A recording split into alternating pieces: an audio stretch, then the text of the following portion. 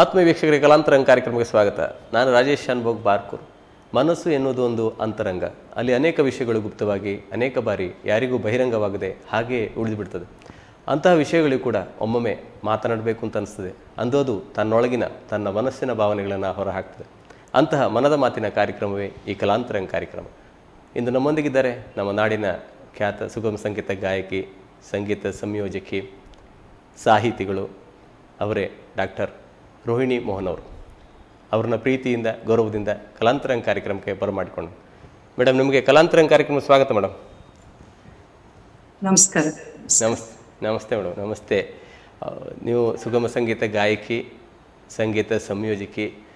ನಿಮ್ಮ ಧ್ವನಿಯಲ್ಲಿ ಒಂದು ಗೀತೆಯನ್ನು ಕೇಳುವ ಮೂಲಕ ಇಂದಿನ ಕಾರ್ಯಕ್ರಮವನ್ನು ಶುರು ಮಾಡೋಣ ಮೇಡಮ್. ಖಂಡಿತ. ಎಲ್ಲರಿಗೂ ಕೂಡ 79ನೆಯ ಸ್ವಾತಂತ್ರ್ಯ ದಿನಾಚರಣೆಯ ಶುಭಾಶಯಗಳನ್ನ ಹೇಳ್ತಾ, ಕುವೆಂಪು ಅವರ ಒಂದು ದೇಶಭಕ್ತಿ ಗೀತೆ. ಭಾರತ ಭೂಮಿ ನನ್ನ ತಾಯಿ, ಭಾರತ ಭೂಮಿ ನನ್ನ ತಾಯಿ, ನನ್ನ ಪೊರೆವ ತೊಟ್ಟಿಲು, ಜೀವನವನೇ ದೇವಿಗೆರೆವೆ ಬಿಡುತ್ತೆ ಕುಡಿಯ ಕಟ್ಟಲು. ಭಾರತ ಭೂಮಿ ನನ್ನ ತಾಯಿ, ನನ್ನ ಪೊರೆವ ತೊಟ್ಟಿಲು.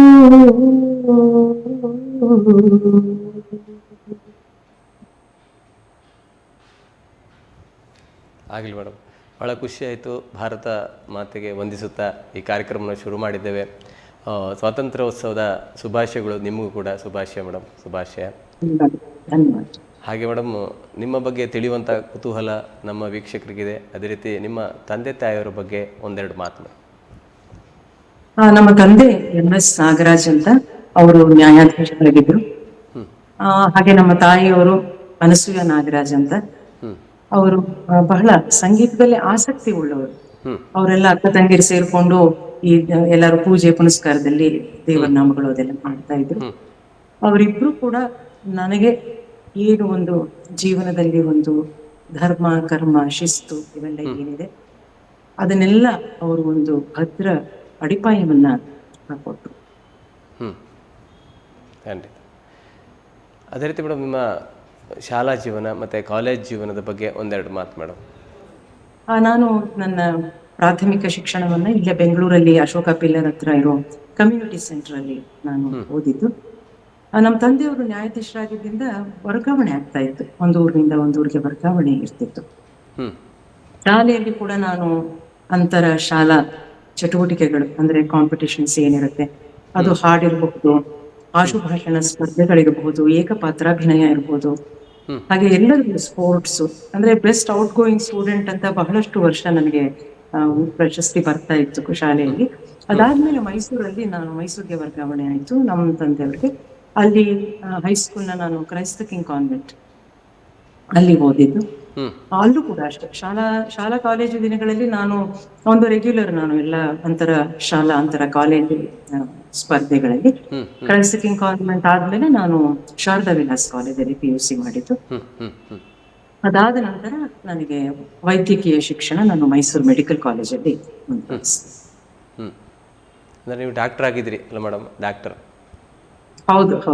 ಯಾವ ವಿಭಾಗದಲ್ಲಿ ಮೇಡಮ್ ತಾವು ಡಾಕ್ಟರ್ ಆಗಿದ್ರಿ? ನಾನು ಜನರಲ್ ಪ್ರಾಕ್ಟೀಷನರ್. ಜನರಲ್ ಪ್ರಾಕ್ಟೀಷನರ್ ಆಗಿದ್ರಿ. ಬಹಳಷ್ಟು ವರ್ಷ ಆಯ್ತಲ್ಲ ಮೇಡಮ್ ನೀವು ಡಾಕ್ಟರ್ ಹುದ್ದೆ ಏರಿತು? ಬಹಳಷ್ಟು ವರ್ಷ ಆಯ್ತು. ಹೌದು. ನಾನು ಮುಗಿಸಿದಾಗ ನನಗೆ 1984ರಲ್ಲಿ ನಾನು ನನ್ನ ವೈದ್ಯಕೀಯ ಶಿಕ್ಷಣ ಮುಗಿಸಿದ್ದು. ಅಂದ್ರೆ ಸಂಗೀತನ ಜೊತೆಯಾಗಿ ಶಾಲಾ ಕಾಲೇಜು ಮೆಡಿಕಲ್ ಕಾಲೇಜಲ್ಲಿ ಇದ್ದಾಗಲೂ ಕೂಡ ಕಾರ್ಯಕ್ರಮಗಳಲ್ಲಿ, ಸ್ಪರ್ಧೆಗಳಲ್ಲಿ ನಾನು ಭಾಗವಹಿಸ್ತಾನೆ ಬಂದಿದ್ದೀನಿ. ಅದೇ ಮೇಡಮ್, ನಿಮ್ಗೆ ಈ ಆಸಕ್ತಿ ಅಂದ್ರೆ ಸಣ್ಣದಿಂದಲೇ ಆಸಕ್ತಿ ಇದೆ. ಆಸಕ್ತಿ ಬರಲು ಕಾರಣ ಮನೆಯ ವಾತಾವರಣ ಆಗಿರ್ಬೋದಲ್ಲ ಮೇಡಮ್? ಅಲ್ಲ, ಯಾವ ರೀತಿಯ ನಿಮ್ಗೆ ಆಸಕ್ತಿ ಬಂತು? ಯಾವ್ದಾದ್ರು ಕಲಾವಿದರು ನೋಡಿ ನೀವು ಏನೋ ಪ್ರೇರಿತರಾದ್ರ? ಏನಂದ್ರೆ ನನಗೆ ಮನೆಯಲ್ಲಿ ಒಂದು ಸಂಗೀತದ ಒಂದು ವಾತಾವರಣ ಏನು ಇರ್ಲಿಲ್ಲ. ಆದ್ರೆ ನಾನು ಚಿಕ್ಕ ವಯಸ್ಸಿಂದಾನೇ ನನ್ನ ಸ್ವರ ತುಂಬಾ ಚೆನ್ನಾಗಿತ್ತಂತೆ. ಅಂದ್ರೆ ನಮ್ಮ ನಂಗೆ ಇಬ್ರು ಅಕ್ಕಂದಿರಿದ್ದಾರೆ, ದಾಕ್ಷಾಯಿಣಿ ಮತ್ತೆ ಪದ್ಮಿನಿ ಅಂತ. ಅವ್ರಿಗೆ ಪಾಠ ಹೇಳ್ಕೊಡುವಾಗ ನಾನು ಹಾಡು ಹೇಳ್ಕೊಂಡು ಅಂದ್ರೆ ಸ್ವರವನ್ನ ತೆಗೆದಾಗ ನನ್ನ ಗುರುಗಳು ಹೇಳ್ತಿದ್ರಂತೆ, ಈ ಮಗುಗೆ ಸಂಗೀತ ಕಲಿಸಿ, ಗಂಟ್ಲು ತುಂಬಾ ಚೆನ್ನಾಗಿದೆ ಅಂತ. ಚಿಕ್ಕ ವಯಸ್ಸಿನಿಂದಾನೇ ನಾನು ಹಾಡ್ಕೊಂಡು ಬರ್ತಾ ಇದ್ನಂತೆ. 6ನೇ ವರ್ಷದಲ್ಲೇ ನಾನು ಆಕಾಶವಾಣಿಯಲ್ಲಿ ಮಕ್ಕಳ ಕಾರ್ಯಕ್ರಮದಲ್ಲಿ ಹುಬ್ಬಳ್ಳಿಯಲ್ಲೋ ಧಾರವಾಡದಲ್ಲೆಲ್ಲೋ ಹಾಡಿದೆ ಅಂತ ನಮ್ಮಮ್ಮ ಹೇಳ್ತಿದ್ರು. ಸೊ ಹಾಗಾಗಿ ಚಿಕ್ಕ ವಯಸ್ಸಿನಿಂದ ನಾನು ಸಂಗೀತದ ಕಡೆ ನನಗೆ ಅಪಾರವಾದಂತಹ ಪ್ರೀತಿ. ಎಲ್ಲವನ್ನ ಏನು ಕೇಳ್ತೀನಿ ಅದನ್ನ ಕಲ್ತ್ಕೊಂಡು ಹಾಡುವಂತ ಒಂದು ಸ್ವಭಾವ. ಹಾಗಾಗಿ ಆಮೇಲೆ ಸ್ಕೂಲಿಗೆ ಸೇರಿದ್ಮೇಲಂತೂ ನಾನು ಹೇಳಿದ ಹಾಗೆ ಕಾಂಪಿಟೇಷನ್ ಅದೆಲ್ಲ ಭಾಗವಹಿಸ್ತಾನೆ ಇದ್ದೆ. ಸೊ ಚಿಕ್ಕ ವಯಸ್ಸಿನಿಂದ ಆಸಕ್ತಿ. ಆದ್ರೆ ನಾನು ಹೈಸ್ಕೂಲಿಗೆ ಬರೋ ತನಕ ನನಗೆ ಸಂಗೀತ ಕಲಿಕೆ ಸಾಧ್ಯ ಆಗಿರ್ಲಿಲ್ಲ. ಯಾಕೆಂದ್ರೆ ಊರಿಂದ ಊರಿಗೆ ವರ್ಗಾವಣೆ ಆಗ್ತಿದ್ರಿಂದ ಅಲ್ಲಿ ತನಕ ನನಗೆ ಸಾಧ್ಯವಾಗಲಿಲ್ಲ. ಆಮೇಲೆ ನಾನು ಕಲಿಕೆಯನ್ನ ಶುರು ಮಾಡಿ. ಆನಂತರ ಅದೇ ರೀತಿ ತಮ್ಮ ಗುರುಗಳ ಬಗ್ಗೆ ತಿಳಿಸೋದಾದ್ರೆ, ಗುರುಗಳು ನೀವು ಸಂಗೀತ ಕಲಿತಂತ ನಿಮಗೆ ಕಲಿಸಿದಂತ ಗುರುಗಳ ಬಗ್ಗೆ ಒಂದೆರಡು ಮಾತು. ನಾನು ಮೊದಲು ನನ್ನ ಶಾಸ್ತ್ರೀಯ ಸಂಗೀತವನ್ನ ಕಲಿತಿದ್ದು ಮೈಸೂರಿನ ಎನ್ ಲಕ್ಷ್ಮಿ ಅವರಲ್ಲಿ. ಬಹಳ ಅದು ಕಲಿಕೆ ಅಂತಂದ್ರೆ ಅದು ಎಕ್ಸಾಮ್ ಓರಿಯೆಂಟೆಡ್ ಆ ತರ ಅಲ್ಲ. ಗಂಟೆಗಟ್ಲೆ 1.5 ಗಂಟೆ 2 ಗಂಟೆ ಹಾಗೆ ನನ್ನ ಪಾಠಗಳಾಗ್ತಾ ಇತ್ತು.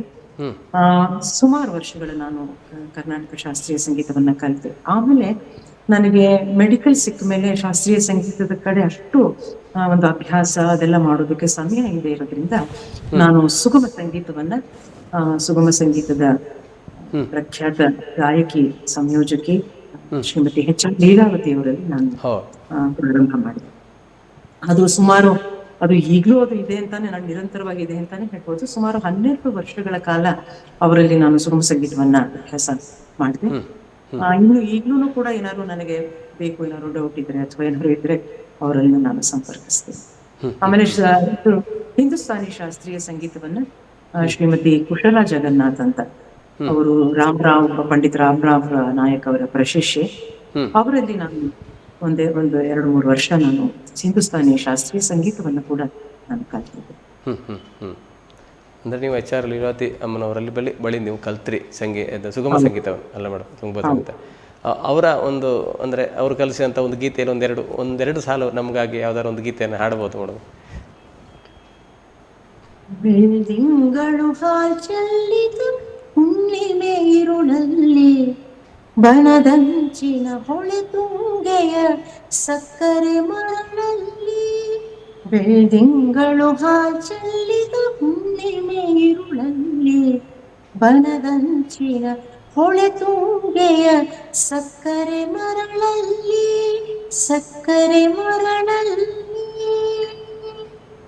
ನಿಜವಾಗಿ ಮೇಡಮ್, ನಿಮ್ಮ ಧ್ವನಿ ಬಹಳ ಮಧುರವಾಗಿದೆ. ನಿಮ್ಮ ಮನೆಯಲ್ಲಿ ಸರಿಯಾಗಿ ಗುರುತಿಸಿದ್ದಾರೆ. ಸರಿ, ಮಧುರವಾಗಿದೆ ಧ್ವನಿ ನಿಮ್ಮದು.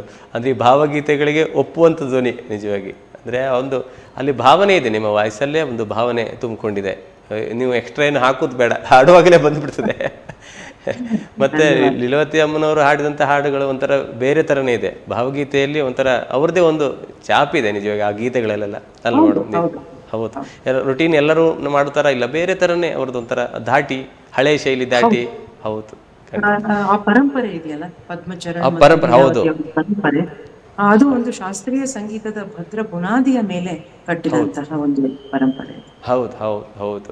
ಕೇಳುವಾಗಲೇ ಒಂಥರ ಖುಷಿ ಆಗ್ತದೆ ಕೇಳುವಾಗ. ಹಾಗೆ ಅದೇ ರೀತಿ ಮೇಡಮ್, ತಾವು ಗಾಯಕಿ ಮಾತ್ರ ಅಲ್ಲ, ತಾವು ಸಾಹಿತಿಗಳು ಕೂಡ, ಲೇಖಕಿಯಾಗಿ ಹೆಸರು ಮಾಡಿದ್ರಿ.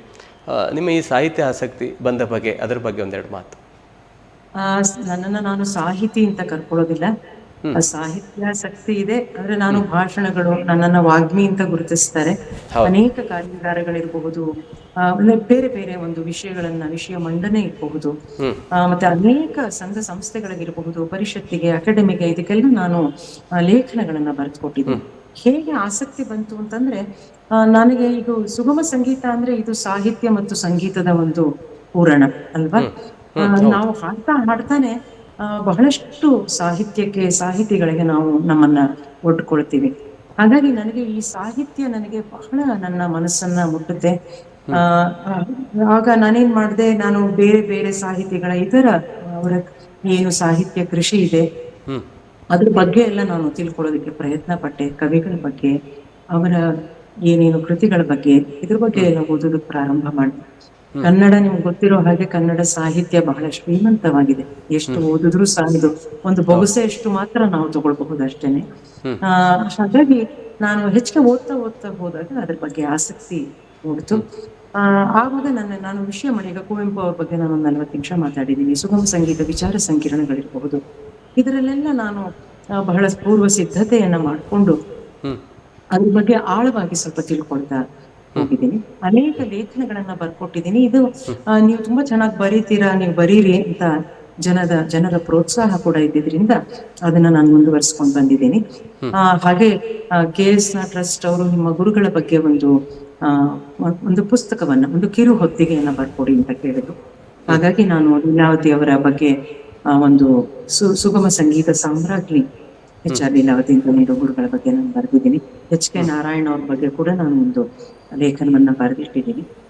ಹೀಗೆ ಒಂದು ಆಸಕ್ತಿ ಮೂಡ್ಕೊಂಡು ಹೋಗಿದೆ. ನಾನು ಸಾಹಿತ್ಯದಿಂದ ದೊಡ್ಡ ಪಟ್ಟವನ್ನ ಖಂಡಿತ ತಗೊಳ್ಳೋದಿಲ್ಲ. ಒಂದು ಸಾಹಿತ್ಯಾಸಕ್ತಿ ಸಹಜವಾಗಿ ನನ್ನಲ್ಲಿ ಇತ್ತು, ಅದು ಸುಗಮ ಸಂಗೀತದ ಮೂಲಕ ಬೆಳ್ಕೊಂಡು ಹೋಯ್ತು ಅಂತ ಹೇಳ್ಬಹುದು. ಖಂಡಿತ ಸುಗಮ ಸಂಗೀತ ಅಂದ್ರೆ ಭಾವಗೀತೆಗೂ ಸಾಹಿತ್ಯಕ್ಕೂ ಒಟ್ಟಿಗೆ ಬೆಸಗೊಂಡಿದೆ ಅದು ಅಲ್ಲ ಮೇಡಮ್? ಹೌದು. ಹಾಗೆ ಮೇಡಮ್, ನಿಮ್ಮ ಆತ್ಮೀಯರೊಬ್ಬರು ಕರೆ ಮಾಡಿದ್ದಾರೆ. ಯಾರು ಮಾಡಿದ್ದಾರೆ ಅಂತ ನೋಡೋಣ. ಅವರು ಹೇಳುವುದಿಲ್ಲ, ಆದರೆ ನಿಮಗೆ ಗೊತ್ತಾಗ್ತದೆ ಯಾರು ಅಂತ. ಖಂಡಿತವಾಗಿ ನೋಡೋಣ ಯಾರು ಅಂತ ನೋಡೋಣ. ಹಲೋ, ನಮಸ್ತೆ. ನಮಸ್ತೆ. ನಮಸ್ತೆ ಮೇಡಮ್, ನಿಮಗೆ ಕಲಾಂತರಂಗ ಕಾರ್ಯಕ್ರಮಕ್ಕೆ ಸ್ವಾಗತ ಮೇಡಮ್. ಧನ್ಯವಾದಗಳು. ಹಾಗೆ ಮೇಡಮ್ ನಮ್ಮೊಂದಿಗಿದ್ದಾರೆ, ರೋಹಿಣಿ ಮೇಡಮ್ ಅವರಿದ್ದಾರೆ. ಅವರೊಂದಿಗೆ ಮಾತನಾಡಿ ನೀವು ಯಾರು ಅಂತ ಅವರು ಖಂಡಿತವಾಗಿ ಹೇಳ್ತಾರೆ, ಹೇಳೋದೇನಿಲ್ಲ, ನೋಡೋಣ. ಬಹಳ ನನ್ನ ಪ್ರೀತಿಯ ಸಂಧ್ಯಾ ಭಟ್. ಬೇರೆ ಧ್ವನಿ ಅನುಕರಣೆ ಮಾಡೋದಕ್ಕೆ ಬರೋದಿಲ್ಲ, ನೇರವಾಗಿ ಮಾತಾಡೋದು. ಅವ್ರು ಎಷ್ಟು ನೇರ ನಡೆಯ ವ್ಯಕ್ತಿತ್ವನೋ ನಮ್ದು ಅದೇ ತರ, ನಮಗೆ ಬೇರೆ ತರ ಮಾತಾಡಕ್ಕೆ ಬರೋದಿಲ್ಲ. ಹಾಗಾಗಿ ಅವ್ರ ಬಗ್ಗೆ ತುಂಬಾ ವಿಚಾರ ಇದೆ ಹೇಳೋದಕ್ಕೆ, ಆದ್ರೆ ಅಷ್ಟು ಸಮಯ ಇಲ್ಲ ಅಂತ ಹೇಳಿ ನನ್ಗೂ ಗೊತ್ತು. ಖಂಡಿತ ನಿಮಗೆ ಮೊದಲಿಗೆ ಕಲಾಂತರಂಗ ಕಾರ್ಯಕ್ರಮ ಸ್ವಾಗತ ಮೇಡಮ್. ಸ್ವಾಗತ. ಧನ್ಯವಾದಗಳು sir. Doctor Rohini Mohan madam ಅಂದಾಕ್ಷಣ ಸಾಕಷ್ಟು ವಿಚಾರಗಳು ನೆನಪಿಗೆ ಬರುತ್ತೆ. ಅದರಲ್ಲೂ ಪ್ರಮುಖವಾಗಿ ಭಾವಗೀತೆ ಜೊತೆಗೆ ಮಂಕುತಿಮ್ಮನ ಕಗ್ಗ, ಅವೆರಡು ಅವರ ದನಿಯಲ್ಲಿ ಕೇಳ್ತಾ ಇದ್ರೆ ಆ ಸ್ಪಷ್ಟತೆ, ಅವರು ಹೇಳುವಂತಹ ರೀತಿ, ಅದೆಲ್ಲವೂ ಕೂಡ ನಮಗೆ ಯಾವಾಗ್ಲೂ ಕೇಳ್ತಾ ಇರಬೇಕು ಅಂತ ಹೇಳಿ ಅನ್ನಿಸ್ತಾನೆ ಇರುತ್ತೆ. ಅಲ್ಲದೆ ವ್ಯಕ್ತಿತ್ವ, ಅವರು ಮತ್ತೊಬ್ಬ ವ್ಯಕ್ತಿಯ ವ್ಯಕ್ತಿತ್ವವನ್ನ ಸೃಷ್ಟಿ ಮಾಡುವಂತಹ ಗುಣ ಇದೆ ಅವರಿಗೆ. ಅದು ಅವ್ರಿಗೂ ಗೊತ್ತು, ಅವರ ಸರ್ಕಲ್ಗೂ ಗೊತ್ತು. ಹಾಗಾಗಿ ಅವರಿದ್ರೆ ಒಂದ್ ರೀತಿ ಉಲ್ಲಾಸ, ಉತ್ಸಾಹ, ಚೈತನ್ಯ ಎಲ್ಲರಲ್ಲಿ ತುಂಬಿ ತುಳುಕ್ತಾ ಇರುತ್ತೆ. ನಾವು ಸುಮಾರು ವರ್ಷಗಳಿಂದ ಅಂತ ಹೇಳೋದಕ್ಕಿಂತ ಹೆಚ್ಚಾಗಿ ಕಳೆದಂತಹ ಸಮಯ ತುಂಬಾ ಚೆನ್ನಾಗಿದೆ. ಇತ್ತೀಚೆಗೆ ನಾವು ಮೈಸೂರಿಗೆಲ್ಲ ಹೋಗಿದ್ವಿ, ಒಟ್ಟಿಗೆ ಹೋಗಿದ್ವಿ ಒಂದು ಕಾರ್ಯಕ್ರಮಕ್ಕೆ. ಎಷ್ಟು ಖುಷಿಯಿಂದ ಇದ್ವಿ ಅಂತಂದ್ರೆ ಬಹುಶಃ ಎಲ್ಲ ವಿಚಾರಗಳನ್ನ ಅವ್ರ ದನಿಲ್ ಕೇಳಿದ್ರೇನೆ ಚಂದ ಅಂತ ಹೇಳಿ ಅಂತ ಅನ್ಸುತ್ತೆ. ಅಷ್ಟು ದೊಡ್ಡ ವ್ಯಕ್ತಿತ್ವದ ವ್ಯಕ್ತಿಯಾದ್ರೂ ಕೂಡ ನಮ್ಮಂತಹ ಚಿಕ್ಕವ್ರ ಜೊತೆ ಅಷ್ಟು ಸರಳವಾಗಿದ್ರು ಅವರು. ಹಾಗಾಗಿ ತುಂಬಾ ಖುಷಿ ಇದೆ ನಮ್ಗೆಲ್ಲೋ ಒಂದು ಅರ್ಥದಲ್ಲಿ, ಸ್ಪೆಷಲಿ ನನ್ನ ಜೀವನದಲ್ಲಂತೂ ತುಂಬಾ ಒಂದು ಮಹತ್ತರ ಘಟ್ಟದಲ್ಲಿ ಅವ್ರು ನನಗೆ ಕೈ ಹಿಡಿದಿದ್ದಾರೆ. ಹಾಗಾಗಿ ನಾನು ಅವರಿಗೆ ಸದಾ ಕಾಲ ಚಿರಋಣಿ. ಇನ್ನೊಂದು, ತುಂಬಾ ಪರ್ಫೆಕ್ಷನಿಸ್ಟ್. ಅವ್ರ ಹತ್ರ ನೀವು ಯಾವುದೇ ರೀತಿ ಕೆಲಸ ಕಲಿಬೇಕು, ಸಂಗೀತ ಸಾಹಿತ್ಯದ ಬಗ್ಗೆ ಅಥವಾ ಏನೇ ಒಂದು ವಿಚಾರ, ಯಾವುದೇ ಒಂದು ಸಣ್ಣ ಕೆಲಸದ ಬಗ್ಗೆ ಕಲಿಬೇಕು, ತಿಳ್ಕೊಳ್ಬೇಕು ಅಂತಂದ್ರೆ ನೀವು ಯಾರನ್ನ ಕಾಂಟ್ಯಾಕ್ಟ್ ಮಾಡ್ಬೇಡಿ, ನೇರವಾಗಿ ಡಾಕ್ಟರ್ ರೋಹಿಣಿ ಮೋಹನ್ ಅವ್ರನ್ನ ಕಾಂಟ್ಯಾಕ್ಟ್ ಮಾಡಿ. ಅಷ್ಟು ನೀಟಾಗಿ ಕೆಲಸ ಕಲಿಬಹುದು, ನಾವು ತಿಳ್ಕೊಳ್ತಾ ಹೋಗ್ಬೋದು ವಿಚಾರಗಳನ್ನ. ಹಾಗಾಗಿ ನಾನು ಯಾರನ್ನು ಬೇರೆ ಯಾರ ಹೆಸರು ನಾನು ತಗೊಳಕ್ ಇಷ್ಟ ಪಡೋದಿಲ್ಲ. ಆ ಒಂದು ಪರ್ಫೆಕ್ಷನಿಸ್ಟ್ ಅಂತಂದ್ರೆ ಡಾಕ್ಟರ್ ರೋಹಿಣಿ ಮೋಹನ್ ಅಂತಾನೆ ನಾನು ಹೇಳೋದು. ತುಂಬಾ ಕಲ್ತಿದ್ದೀನಿ, ತುಂಬಾ ಕಲಿತಾ ಇದ್ದೀನಿ. ಕಲ್ತಿದ್ದೀನಿ ಅಂತಂದ್ರೆ ಅದು ಫುಲ್ ಸ್ಟಾಪ್ ಆಗ್ಬಿಡುತ್ತೆ, ಬಟ್ ಅದು ಮಾಡಕ್ ಸಾಧ್ಯನೇ ಇಲ್ಲ. ಇನ್ನ ಕಲಿಯೋದ್ ಬೇಕಾದಷ್ಟಿದೆ. ಅವರಲ್ಲಿ ಇರುವಂತಹ ಬಂಡವಾರ ಅದು ಹೇಗೆ ಅಂತಂದ್ರೆ, ನೀವು ಮಧ್ಯರಾತ್ರಿ 12 ಗಂಟೆಗೆ ಫೋನ್ ಮಾಡ್ಬಿಟ್ಟು ಮೇಡಮ್ ನನಗೆ ಪದ್ಮಚರಣ್ ಅವ್ರ ವಿಚಾರ ಸ್ವಲ್ಪ ಹೇಳಿ, ಇಲ್ಲ ಮೈಸೂರು ಅನಂತ ಸ್ವಾಮಿ ಅವ್ರ ಬಗ್ಗೆ ತಿಳಿಸ್ಕೊಡಿ ಅಂತಂದ್ರೆ ತಕ್ಷಣಕ್ಕೆ ಎಲ್ಲ ಒಂದು 10-15 ಸಾಲುಗಳನ್ನು ಕೊಟ್ಬಿಡ್ತಾರೆ. ಸೊ ಅಷ್ಟು ಒಂದು ವಿಚಾರ ಇದೆ ಅವರಲ್ಲಿ. ಒಂದ್ ದೊಡ್ಡ ಪುಸ್ತಕನೇ ಬರೀಬಹುದು ಅವ್ರ ಬಗ್ಗೆ, ಆದ್ರೆ ಅವ್ರ ಕೈ ಸಿಗೋದಿಲ್ಲ, ಅದೇ ಸಮಸ್ಯೆ. ಆಮೇಲೆ ಒಳ್ಳೆ ಅಡಿಗೆ ಮಾಡ್ತಾರೆ, ಒಳ್ಳೆ ತುಂಬಾ ರುಚಿಕರವಾದಂತಹ ಅಡಿಗೆ ಮಾಡ್ತಾರೆ. ಆಮೇಲೆ ಅವ್ರ ಪೇಂಟಿಂಗ್ ಗಳನ್ನ ರಾಜೇಶ್ ಅವರೇ ನೀವು ಖುದ್ದಾಗಿ ಅವ್ರ ಫೇಸ್ಬುಕ್ ಪೇಜ್ಗೆ ಹೋಗಿ ನೋಡ್ಬೇಕು. ನಿಜವಾಗ್ಲೂ ಒಂದು ದಾಳಿಂಬೆ ಚಿತ್ರ ಬಿಡಿಸಿದ್ರು ಅಂತಂದ್ರೆ ನಾವು ಹೋಗ್ಬಿಟ್ಟು ಮಾರ್ಕೆಟ್ಗೆ ಹೋಗಿ ದಾಳಿಂಬೆ ತಗೊಂಡು ತಿನ್ಬೇಕು, ಅಷ್ಟು ಚೆನ್ನಾಗಿರುತ್ತೆ. ಅದ್ರಲ್ಲೂ ಅಚ್ಚುಕಟ್ಟುತನ. ಸೊ ಹಾಗಾಗಿ ನನಗೆ ವ್ಯಕ್ತಿತ್ವ ನನಗೆ ತುಂಬಾನೇ ಇಷ್ಟ. ಅಂಡ್ ನನ್ನ ಜೀವನದಲ್ಲಿ ಅವರು ಒಂದು ಪಾತ್ರ ಇದೆಯಲ್ಲ, ಅದು ತುಂಬಾ ದೊಡ್ಡ ಪಾತ್ರ. ನಾನು ಕುಗ್ಗಿದ್ದೀನಿ, ಹಿಗ್ಗಿದ್ದೀನಿ, ಎಲ್ಲಾವುದು ವಿಚಾರಗಳನ್ನ ಅವ್ರ ಜೊತೆ ಶೇರ್ ಮಾಡ್ಕೊಂಡಿದ್ದೀನಿ. ಎಲ್ಲಾ ಸಮಯದಲ್ಲೂ ಅವರು ಹೀಗೆ ಇರ್ಬೇಕು, ಇಷ್ಟೇ ತಾಳ್ಮೆಯಿಂದ ಇರ್ಬೇಕು, ಇಷ್ಟೇ ಸಹನೆಯಿಂದ ಇರ್ಬೇಕು. ಆಮೇಲೆ ಅವ್ರ ಜೊತೆ ವೇದಿಕೆನೂ ಕೂಡ ಶೇರ್ ಮಾಡ್ಕೊಂಡಿದ್ದೀನಿ. ಅಂದ್ರೆ ನಾನು ಕನ್ನಡದ ನಿರೂಪಕಿಯಾಗಿ ಕೆಲಸ ಮಾಡ್ತಾ ಇದ್ದೀನಿ. ಅವರು ಕೂಡ ಒಬ್ಬ ಒಳ್ಳೆಯ ನಿರೂಪಕಿ. ಅವ್ರ ಹತ್ರ ಕಲಿಯೋದಿದೆಯಲ್ಲ, ಬರವಣಿಗೆ ಅಥವಾ ನಿರೂಪಣೆ ಹೇಗ್ ಮಾಡ್ಬೇಕು, ಒಂದು ವೇದಿಕೆ ಶೇರ್ ಮಾಡ್ಕೊಂಡ್ರೆ ಸಾಕು, ಸಾಕಷ್ಟು ಕಲಿಬಹುದು. ಖಂಡಿತ ಅಷ್ಟು ವಿಚಾರ ಇದೆ. ನೀವೊಂದು ಕೊಟ್ಟಂತಹ 10-15 ನಿಮಿಷ ಅಥವಾ 5 ನಿಮಿಷದಲ್ಲಿ ಏನು ಹೇಳಲಿಕ್ಕೆ ಸಾಧ್ಯ ಇಲ್ಲ. ಖಂಡಿತ. ಆದ್ರೆ ಬಹಳ ವಿಸ್ತಾರವಾಗಿ ಉತ್ತಮ ರೀತಿಯಲ್ಲಿ ಹೇಳಿದ್ರಿ ಮೇಡಮ್. ಬಹಳ ವಿಷಯಗಳು ತಿಳಿಯ ಫ್ಯಾಮಿಲಿ ತುಂಬಾ ಸಪೋರ್ಟಿವ್ ಫ್ಯಾಮಿಲಿ. ಅವರ ಹಸ್ಬೆಂಡ್ ಆಗಿರ್ಬೋದು, ಅಂದ್ರೆ ನಾನು ಅಂಕಲ್ ಅಂತ ಹೇಳಿ ತುಂಬಾ ಪ್ರೀತಿಯಿಂದ ಕರಿತೀನಿ. ಅವ್ರ ಮಕ್ಕಳಾಗಿರ್ಬೋದು, ಎಲ್ರೂ ಕೂಡ ತುಂಬಾನೇ ಪ್ರತಿಭಾವಂತರು. ಜೊತೆಗೆ ತುಂಬಾ ಪ್ರೋತ್ಸಾಹ ನೀಡ್ತಾರೆ ಮೇಡಮ್ಗೆ. ಜೊತೆಗೆ ಯಾರ್ಯಾರು ಅವ್ರಿಗೆ ಖುಷಿ ಕೊಡುತ್ತೋ, ಯಾರು ಕಲಾವಿದ್ರು ಅಂತ ಹೇಳಿ ಅವರಿಗೆ ಖುಷಿ ಕೊಟ್ಟಂತವ್ರಿಗೆ ಎಲ್ರಿಗೂ ಕೂಡ ಇಡೀ ಕುಟುಂಬನೇ ಪ್ರೋತ್ಸಾಹ ಕೊಡ್ತಾರೆ. ಹಾಗಾಗಿ ಅಂಕಲ್ಗೆ, ಅವ್ರ ಮಕ್ಕಳಿಗೆ, ಎಸ್ಪೆಷಲಿ ಮೇಡಮ್ಗೆ ನಾನು ಸದಾ ಕಾಲ ಚಿರಋಣಿ. ಆಗ್ಲಿ ಮೇಡಮ್, ಆಗ್ಲಿ. ಬಹಳ ಖುಷಿ ಆಯ್ತು ನಿಮ್ಮೊಂದಿಗೆ ಮಾತಾಡಿ. ಧನ್ಯವಾದಗಳು. ನಿಮ್ಗೆ ಒಂದು ಪುಟ್ಟ ಅವಕಾಶ ಕೊಟ್ರಿ ಅವ್ರ ಜೊತೆ ಅವ್ರ ವಿಚಾರಗಳನ್ನ ಹೇಳ್ಕೊಳ್ಳೋದಕ್ಕೆ. ಆಮೇಲೆ ಫೋನ್ ಮಾಡಿ ಎಷ್ಟು ಬೈತಾರೋ ಗೊತ್ತಿಲ್ಲ, ತುಂಬಾ ಹೇಳ್ಬಿಟ್ಟೆ ನೀನು ಅಂತಾರೆ. ಇರ್ಲಿ, ನಿಮ್ಮ ಅಭಿಪ್ರಾಯ, ಅದು ನಿಮ್ಮ ವೈಯಕ್ತಿಕ ವಿಷಯ. ನೀವು ಏನು ಹೇಳ್ಬೇಕಂದ್ರೆ ಹೇಳಿದ್ರಿ. ಹೌದು, ಸದಾ ಕಾಲ ಅವ್ರನ್ನ ನಾನು ತುಂಬಾ ಸ್ಮರಿಸ್ಕೋತೀನಿ ಪ್ರತಿ ಕಾರ್ಯಕ್ರಮದಲ್ಲಿ. ಇವತ್ತು ನಾನು ದೂರದರ್ಶನದಲ್ಲಿ ಕಾರ್ಯಕ್ರಮ ಮಾಡ್ತೀನಿ ಅಂತಂದ್ರೆ ಅವ್ರೊಂದಿಷ್ಟು ಟಿಪ್ಸ್ ಕೊಟ್ಟಿದ್ದಾರೆ. ಹೋಗಿ ಆ ಹಾಟ್ ಸೀಟ್ ಅಲ್ಲಿ ಕೂತ ತಕ್ಷಣ ಹೀಗಿರ್ಬೇಕು, ಹೀಗ್ ಮಾತಾಡ್ಬೇಕು, ಕೆಲವು ಪದಗಳನ್ನ ಬಳಸು, ಕೆಲವು ಪದಗಳನ್ನ ಬಳಸ್ಬೇಡ, ಅದೆಲ್ಲವೂ ನನ್ ಮನ್ಸಿಗೆ ಒಂದ್ಸರಿ ಬಂದ್ ಹೋಗ್ಬಿಡುತ್ತೆ.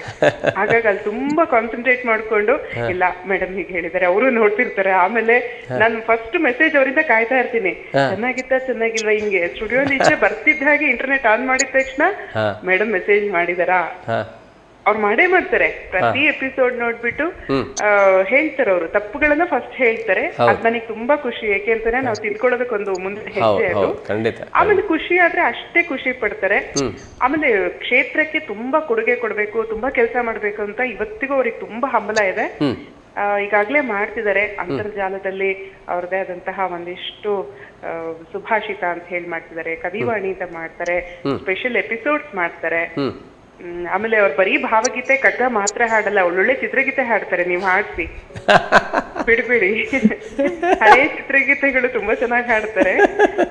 ಆಮೇಲೆ ಶಾಸ್ತ್ರೀಯ ಸಂಗೀತನೂ ಅಷ್ಟೇ ತುಂಬಾ ಚೆನ್ನಾಗಿದೆ. ಎಲ್ಲ ಒಳ್ಳೆ ಹಾಡುಗಳನ್ನ ಅವ್ರ ದನಿನಲ್ಲಿ ನೀವು ಕೇಳ್ಬೇಕು. ಅಂದ್ರೆ ಒಂದೇ ಜಾನರಲ್ಲಿ ಕೇಳ್ಬಿಡಿ, ಬೇರೆ ಬೇರೆ ಜಾನರಲ್ಲಿ ಹಾಡ್ಸಿ ಅಂತ ಹೇಳ್ತೀನಿ. ಖಂಡಿತ ಹಾಡ್ಸೋಣ, ಒಂದು ಚಿತ್ರಗೀತೆ ಹಾಡ್ಸ್ಬೇಕು. ತುಂಬಾ ಚೆನ್ನಾಗಿ ಹಾಡ್ತಾರೆ. ಆಗ್ಲಿ ಮೇಡಮ್, ಬಹಳ ಖುಷಿ ಆಯ್ತು ನಿಮ್ಮೊಂದಿಗೆ ಮಾತಾಡಿ. ನಿಮ್ಗೆ ನಮ್ಮ ಚಾನಲ್ ಪರವಾಗಿ ಪ್ರೀತಿಯ ಧನ್ಯವಾದಗಳು madam. Thank you madam. Thank you sir. Thank you ma'am. ಒಳ್ಳೇದಾಗ್ಲಿ. Thank you. ಸಂಧ್ಯನ ಪ್ರೀತಿ ಅಭಿಮಾನ ಹಾಗೆ ಮಾತಾಡ್ಸಿದೆ. ಹಾಗೆ ಮೇಡಮ್, ನಿಮ್ಮ ಆತ್ಮೀಯರು ಸಂಧ್ಯಾ ಭಟ್ ಅವರು ನಿರೂಪಕಿ, ನೀವು ಕೂಡ ವಾಗ್ಮಿ ನಿರೂಪಕಿ ಎಲ್ಲ ಮೇಡಮ್. ನೀವು ಅವ್ರಿಗೆ ಗುರುಗಳ ರೀತಿ ಇದ್ದವರು. ಯಾಕಂದರೆ ನಿಮಗೆ ನಿಮ್ಮ ಮಾತುಕತೆಯಲ್ಲಿ ಗೊತ್ತಾಗ್ತದೆ ನೀವು ಉತ್ತಮ ವಾಗ್ಮಿ ಮತ್ತು ನೀವು ನಿರೂಪಕಿ ಅನ್ನೋದನ್ನು ನಿಮ್ಗೆ ಗೊತ್ತಾಗ್ತದೆ. ಯಾಕಂದರೆ ಒಂದೊಂದು ವಿಷಯನ ಅಳದು ತೂಗಿ ಮಾತಾಡ್ತಾ ಇದ್ದೀರಿ ಈಗ ಸಂದರ್ಶನದಲ್ಲಿ. ಅಂದರೆ ಆ ಒಂದು ಏನು ಹೇಳ್ತೇವೆ, ಒಂದು ಅದು ಶೈಲಿ, ಅದೊಂದು ಶೈಲಿ ಮತ್ತು ಅದೊಂದು ಶಿಸ್ತು. ಈ ಥರನೇ ಮಾತಾಡಬೇಕು. ಅಂದರೆ ಯಾವ ವಿಷಯ ನೀವು ಹೇಳಿದೆ ಅವರಿಗೆ ತಿಳಿಸಿದಂತೆ ಯಾವ ವಿಷಯ ಮಾತಾಡಬೇಕು, ಯಾವ ವಿಷಯ ಮಾತಾಡಬಾರ್ದು ಎನ್ನುವುದನ್ನು ನಾವು ಮೊದಲು ನಿರೂಪಕರಾದವರು ತಿಳ್ಕೊಳ್ಬೇಕು. ಅದೇ ರೀತಿ ನಮ್ಮನ್ನು ಸಂದರ್ಶನ ಮಾಡುವಾಗ ನಾವು ಕೂಡ ಅದನ್ನು ತಿಳ್ಕೊಳ್ಬೇಕು ಅಲ್ಲ ಮೇಡಮ್? ಅದೇ ಮೇಡಮ್, ತಾವು ಆಕಾಶವಾಣಿ ಕಲಾವಿದೆ, ಎ ದರ್ಜೆಯ ಕಲಾವಿದೆ ತಾವು. ಅದರ ಬಗ್ಗೆ ಒಂದೆರಡು ಮಾತು, ಆಕಾಶವಾಣಿ ಪಯಣದ ಬಗ್ಗೆ. ನಾನು ಮೊದಲು ಆಕಾಶವಾಣಿಗೆ ಪಾದಾರ್ಪಣೆ ಮಾಡಿದ್ದು ಯುವ ಕಲಾವಿದೆಯಾಗಿ 1979ರಲ್ಲಿ ಪದಾರ್ಪಣೆ ಮಾಡಿದೆ. ಅದಾಗಿ ಒಂದು ವರ್ಷಕ್ಕೆ ನಾನು ಬಿ ಗ್ರೇಡ್ಗೆ ಅಪ್ಗ್ರೇಡ್ ಮಾಡಿಕೊಂಡೆ. ಅದೊಂದು ವಿಷಯ ನಾನು ಹೇಳಲೇಬೇಕು. ಬಿ ಗ್ರೇಡ್ಗೆ ನಾನು ಆಡಿಷನ್ಗೆ ಇರುತ್ತಲ್ಲ ಆಕಾಶವಾಣಿಯಲ್ಲಿ ಹೋದಾಗ ನನ್ನ ಗುರುಗಳು ಪೂತಿ ನರಸಿಂಹಾಚಾರ್ಯವನ್ನು ನಿಲ್ಲಿಸದಿರುವ ವನಮಾಲಿ ಹಾಡು ಅಂತ ಹೇಳಿದ್ರು. ನಾನು ಯಾಕೋ ಆಯ್ತು ಗುರುಗಳು ಹೇಳಿತ್ತು ಅಂತ ಹೋಗಿ ಹಾಡಿದೆ. ಅಲ್ಲಿ ಯಾರು ಇರ್ತಾರೆ ತೀರ್ಪುಗಾರರಾಗಿ ನಮಗ್ ಗೊತ್ತಿರಲ್ಲ, ಕಪ್ಪು ಪರದೆ ಇರತ್ತೆ, ಗೊತ್ತಿರಲ್ಲ. ಸೊ ನಿಲ್ಲಿಸದಿರೋ ಹಾಡಿದೆ. ಅದು ಸಾಮಾನ್ಯ ಏನ್ ಮಾಡ್ತಾರೆ, ಒಂದು ಪಲ್ಲವಿ ಚರಣದಲ್ಲಿ ಆಯ್ತು, ಮುಂದಿನ ಹಾಡು ಹಾಡಿ. ಹಾ. ನಾನು 3 ಚರಣ ಹಾಡಿದ್ರು ಕೂಡ ಕೇಳ್ತಾನೆ ಇದ್ರು ಅನ್ಸುತ್ತೆ. 3 ಚರಣ ಹಾಡು ಆಮೇಲೆ ಹೊರಗೆ ಬಂದು ನೋಡಿದ್ರೆ ತೀರ್ಪುಗಾರರಾಗಿ ಭೂತಿನ ಬಂದಿದ್ರು. ಹ್ಮ್. ಎಂತ ಸೌಭಾಗ್ಯ ನೋಡಿ, ಭೂತಿನ ಅವರು ತೀರ್ಪುಗಾರರಿಂದ ಬಂದಿದ್ರು. ನನ್ನ ತಲೆ ಮೇಲೆ ಕೈ ಇಟ್ಟು ಚೆನ್ನಾಗಿ ಹಾಡ್ತಿ ಮಗು ಅಂತಂದ್ರು. ಸೊ ಅದಾದ್ಮೇಲಿಂದ ನಾನು BI ಮಾಡ್ಕೊಂಡೆ, ಆಮೇಲೆ A ಗ್ರೇಡ್ ಮಾಡ್ಕೊಂಡೆ. ಆಕಾಶವಾಣಿ ಅನ್ನೋದು ಎಲ್ಲ ಕಲಾವಿದರು, ಯಾವುದೇ ಕಲಾವಿದರಿಗೆ ಗ್ರೇಡೆಡ್ ಆರ್ಟಿಸ್ಟ್ಗಳು ಕೇಳಿದ್ರೆ ಹೇಳ್ತಾರೆ ಆಕಾಶವಾಣಿ ನಮ್ಮ ತವರು ಇದ್ದ ಹಾಗೆ ಅಂತ. ಅಲ್ಲಿ ಒಂದು ಹೋಗಿ ಅಲ್ಲಿ ಹಾಡೋದೇ ಒಂದು ಅನುಭವ ಅದು. ಯಾಕೆಂದ್ರೆ ನಮ್ಮ ಪಕ್ಕ ವಾದ್ಯಕ್ಕೆ ದಿಗ್ಗಜರು ಕೂತಿರ್ತಾರೆ. ಎಷ್ಟು ಹಿಂಸೆ ಆಗತ್ತೆ ಅದು ಅಂತಂದ್ರೆ, ತುಂಬಾ ದೊಡ್ಡ ದೊಡ್ಡ ಹೆಸರುಗಳು ಅವರು ನಮ್ಮ, ಯಾಕೆಂದ್ರೆ ಅವರೆಲ್ಲ ನಿಲಯದ ಕಲಾವಿದರಾಗಿರ್ತಾರೆ, ಅವ್ರುಗಳು ನುಡಿಸ್ತಾರೆ. ಸೊ ಹಾಗಾಗಿ ನನಗೆ ನಾನು ಆಕಾಶವಾಣಿಗೆ ಹೋಗ್ಬೇಕು ಅಂದ್ರೆ ಬಹಳಷ್ಟು ತಯಾರಿ ಮಾಡ್ಕೊಂಡು ಹೋಗ್ತಿದ್ದೆ. ಯಾಕೆ ಹೋಗ್ತಿದ್ದೆ ಅಂತ ಹೇಳಿದೆ ಅಂದ್ರೆ, ಈಗ ಪ್ರಸಾರ ಭಾರತಿ ಆದ್ಮೇಲೆ ಕಾರ್ಯಕ್ರಮಗಳು ಇಲ್ಲಿ ಸಿಗ್ತಾ ಇಲ್ಲ, ಕೊಡ್ತಾ ಇಲ್ಲ ಅವರು. ಸೊ ಆಗ ಹೋಗ್ತಿದ್ದಾಗ ನನಗೆ ಒನ್ ಟೇಕ್ ಆರ್ಟಿಸ್ಟ್ ಅನ್ನೋದು, ಒನ್ ಟೇಕ್ ಅಂತ, ನಾನು ಎಲ್ಲೂ ತಪ್ಪು ಮಾಡಬಾರ್ದು ನನ್ನ ಕಡೆಯಿಂದ. ಯಾಕೆಂದ್ರೆ ಅಂತಂತ ಕಲಾವಿದರ ಮಧ್ಯೆ ನಾವು ಹಾಡ್ವಾಗ ಅಷ್ಟು ಪೂರ್ವ ಇದಾಗಿ ಸಿದ್ಧತೆ ಮಾಡ್ಕೊಂಡು ಹೋಗ್ತಾ ಇದ್ದೆ. ಆಮೇಲೆ ನಾನು ಮೈಸೂರು ಆಕಾಶವಾಣಿಯಲ್ಲಿ ಇದ್ದಾಗ ಬೆಂಗಳೂರಿಗೆ ಕರ್ಸ್ಕೊಳ್ಳೋದು ಮಧ್ಯಾಹ್ನದೊತ್ತು ಸಂಗೀತ ಗುಚ್ಛ ಅಂತ ಲೈವ್ ಕಾರ್ಯಕ್ರಮ 1ರಿಂದ 1:10 ಬರ್ತಿತ್ತು. ಸೊ ಆ ಕಾರ್ಯಕ್ರಮದಲ್ಲಿ ಹಾಡೋದಿರಬಹುದು, ಆಹ್ವಾನಿತ ಶ್ರೋತೃಗಳ ಸಮ್ಮುಖದಲ್ಲಿ ಕಾರ್ಯಕ್ರಮಗಳು ಮಾಡ್ತಾ ಇದ್ರು ಆಕಾಶವಾಣಿ. ಆ ಕಾರ್ಯಕ್ರಮ ತುಂಬಾ ಬಹಳ ಒಳ್ಳೆಯ ಅನುಭವಗಳು ಆಕಾಶವಾಣಿಯಲ್ಲಿ. ಅಲ್ಲಿ ಕಲಾವಿದರ ಜೊತೆ ಸೇರ್ಕೊಂಡು ನಾವು ಆಮೇಲೆ ಇಲ್ಲಿಂದ ಧಾರವಾಡ ಕಳಿಸ್ತಾ ಇದ್ರು, ಮೈಸೂರಿಂದ ಬೆಂಗಳೂರಿಗೆ ಎಲ್ಲ ಆಕಾಶವಾಣಿಗಳಿಗೂ ಹೋಗಿ ಹಾಡುವಂತ ಅವಕಾಶಗಳು ದೊರೆತಿತ್ತು. ಒಳ್ಳೆಯ ಅನುಭವ, ಒಳ್ಳೆ ಒಂದು ಅನುಭವ ಅಲ್ಲ ಮೇಡಮ್, ಒಂದು ಉತ್ತಮ ಅನುಭವ. ಮತ್ತೊಂದು ಅದು ಕಲೀಲಿಕ್ಕಿದೆ ಅಲ್ಲಿ ಬಹಳಷ್ಟು, ಅಲ್ಲ ಮೇಡಮ್? ಬಹಳಷ್ಟು ಕಲೀಲಿಕ್ಕಿದೆ ಅಲ್ಲಿ. ಆಕಾಶವಾಣಿಯವರು ಗ್ರೇಡ್ ನೀಡೋದು ಅಂದ್ರೆ ಅದು ಉತ್ತಮ ಕಲಾವಿದರಿಗೆ ಮಾತ್ರ ನೀಡೋದು ಆಕಾಶವಾಣಿಯವರು. ಅಲ್ಲೊಂದು ಗ್ರೇಡೆಡ್ ಆರ್ಟಿಸ್ಟ್ ಅಂದ್ರೆ ನಮಗೆ ಒಂದು ಗುಣಮಟ್ಟ ಅಂತ, ಒಂದು ಗುಣಮಟ್ಟ ಕಾಯ್ದಿದೆ ಅಂತ. ಖಂಡಿತ ಮೇಡಮ್, ಖಂಡಿತ. ಅದೇ ರೀತಿ ಆಕಾಶವಾಣಿ ಪಯಣ, ಅದೇ ರೀತಿ ನಿಮ್ಮ ಕಾರ್ಯಕ್ರಮಗಳು, ರಾಜ್ಯದೊಳಗಿನ ಕಾರ್ಯಕ್ರಮಗಳ ಬಗ್ಗೆ ಹೇಳುವುದಾದ್ರೆ ಬಹಳಷ್ಟು ಕಾರ್ಯಕ್ರಮ ನೀಡಿದ್ದೀರಿ. ಅದರ ಬಗ್ಗೆ ಸಂಕ್ಷಿಪ್ತವಾಗಿ ಒಂದೆರಡು ಮಾತುಗಳಲ್ಲಿ ತಿಳಿಸಿ ಮೇಡಮ್. ನಾನು ಅದೇ ಹೇಳಿದ ಹಾಗೆ 1979ರಲ್ಲೇ ಆಕಾಶವಾಣಿ ಮತ್ತೆ ಬೇರೆ ಕಡೆನೂ ಕಾರ್ಯಕ್ರಮ ಕೊಡೋಕೆ ಪ್ರಾರಂಭ ಮಾಡಿದೆ. ಸುಮಾರು ಜಿಲ್ಲೆಗಳಲ್ಲಿ, ಹೆಸರು ಹೇಳಬೇಕು ಹೋದವರ ಪಟ್ಟಿ ತುಂಬಾ ದೊಡ್ಡದು, ಜಿಲ್ಲೆಗಳಲ್ಲಿ, ತಾಲೂಕು ಲೆವೆಲಲ್ಲಿ, ಎಲ್ಲ ಕಡೆ, ರಾಜ್ಯದ ಎಲ್ಲೆಡೆ ನಾನು ಕಾರ್ಯಕ್ರಮಗಳನ್ನ ಕೊಟ್ಟಿದ್ದೀನಿ. ಒಂದು ಬಹಳ ಇಂಟ್ರೆಸ್ಟಿಂಗ್ ಅಂತ ಹೇಳ್ತಾರಲ್ಲ, ಅದನ್ನ ಹೇಳ್ಬೇಕು ಅಂತಂದ್ರೆ ಇದು ಏನಂತಾರೆ, ಫ್ಯಾಮಿಲಿ ಪ್ಲಾನಿಂಗ್ ಹಾಡು. ಇವಾಗ ಅದೊಂದು ಅಭಿಯಾನ ನಡೀತಾ ಇತ್ತು ಕುಟುಂಬ ಕಲ್ಯಾಣದಲ್ಲಿ. ಸೊ ಆವಾಗ ಫ್ಯಾಮಿಲಿ ಪ್ಲಾನಿಂಗ್ ಹಾಡುಗಳನ್ನ ನನ್ನ ಗುರುಗಳು ಅದನ್ನ ಅದಕ್ಕೆ ಸ್ವರ ಸಂಯೋಜನೆ ಮಾಡಿ ಸುಮಾರು ತಾಲೂಕುಗಳಿಗೆ ಹೋಗಿ ಇನ್ಫಾರ್ಮೇಶನ್ ಅಂಡ್ ಪಬ್ಲಿಸಿಟಿ ಡಿಪಾರ್ಟ್ಮೆಂಟ್ ಮೂಲಕ ಹೋಗಿ ನಾನು ಹಾಡು ಬಂದಿದ್ದೆ. ಅದು ಹೇಗೆ ಅಂದ್ರೆ, ಅತಿ ಸೊಗ ಎರಡೆ ಮಕ್ಕಳು ಮನೆಗೆ ಸೊಗ, ಅತಿ ಸೊಗ, ಈ ತರ ಹಾಡುಗಳು. ರಾಜ್ಯಾದ್ಯಂತ ನಾನು ಸುಮಾರು ಎಲ್ಲ ಕಡೆನೂ ಆ ಕಾರ್ಯಕ್ರಮ ಜೊತೆಗೆ ಬೇರೆ ಕಾರ್ಯಕ್ರಮಗಳು. ಆಮೇಲೆ ರಾಜ್ಯದ ಹೊರಗಡೆ ಅಂತ ತಗೊಂಡಾಗ ನಾನು ದೆಹಲಿಯಲ್ಲಿ 1-3 ಸತಿ ಹೋಗಿದ್ದೀನಿ, ಬಾಂಬೆಗೆ 1-2 ಸತಿ ಹೋಗಿದ್ದೀನಿ, ಕೊಯಮತ್ತೂರು, ಹೀಗೆ ಬೇರೆ ಬೇರೆ ಕಡೆ ಕೂಡ ಕಾರ್ಯಕ್ರಮ ಕೊಟ್ಟಿದ್ದೀನಿ. ಹೌದು, ಖಂಡಿತ. ಅದೇ ರೀತಿ ಮೇಡಮ್, ಬಹಳಷ್ಟು ನಿಮ್ಮ ಹತ್ರ ಮಾತಾಡಲಿಕ್ಕಿದೆ. ಒಂದು ಪುಟ್ಟ ವಿರಾಮದ ನಂತರ ಮತ್ತೆ ಮಾತನ್ನು ಮುಂದುವರಿಸೋಣ ಮೇಡಮ್. ಖಂಡಿತ. ಆತ್ಮೀಯ ವೀಕ್ಷಕರೇ, ಕಲಾಂತರಂಗ ಕಾರ್ಯಕ್ರಮದಲ್ಲಿ ಒಂದು ಪುಟ್ಟ ವಿರಾಮದ ನಂತರ ಮತ್ತೆ ನಿಮ್ಮ ಭೇಟಿ ಆಗ್ತೇವೆ. ನೋಡ್ತಾ ಇರಿ ಕಲಾಂತರಂಗ.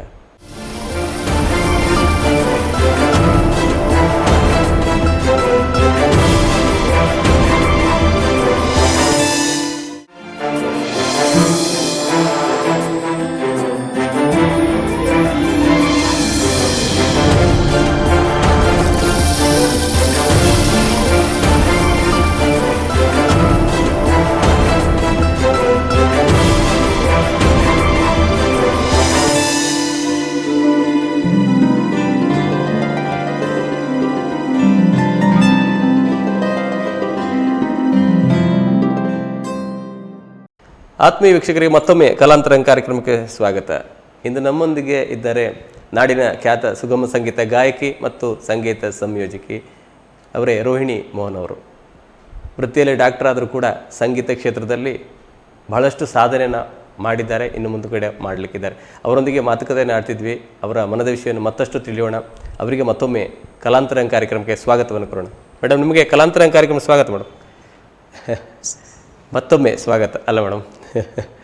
ಹಾಗೆ ಮೇಡಮ್, ನೀವು ಕಲಾವಿದೆಯಾಗಿ ಅದೇ ರೀತಿ ನಿಮ್ಮ ವೃತ್ತಿ ಜೀವನದಲ್ಲಿ ಹೇಗಿದ್ದರೂ ಕೂಡ ನಿಮಗೆ ಬೆಂಬಲ ಖಂಡಿತವಾಗಿ ಬೇಕು. ಮದುವೆ ಆದ ನಂತರ ಮನೆಯವರ ಬೆಂಬಲ ಬೇಕೇ ಬೇಕು ಖಂಡಿತವಾಗಿ.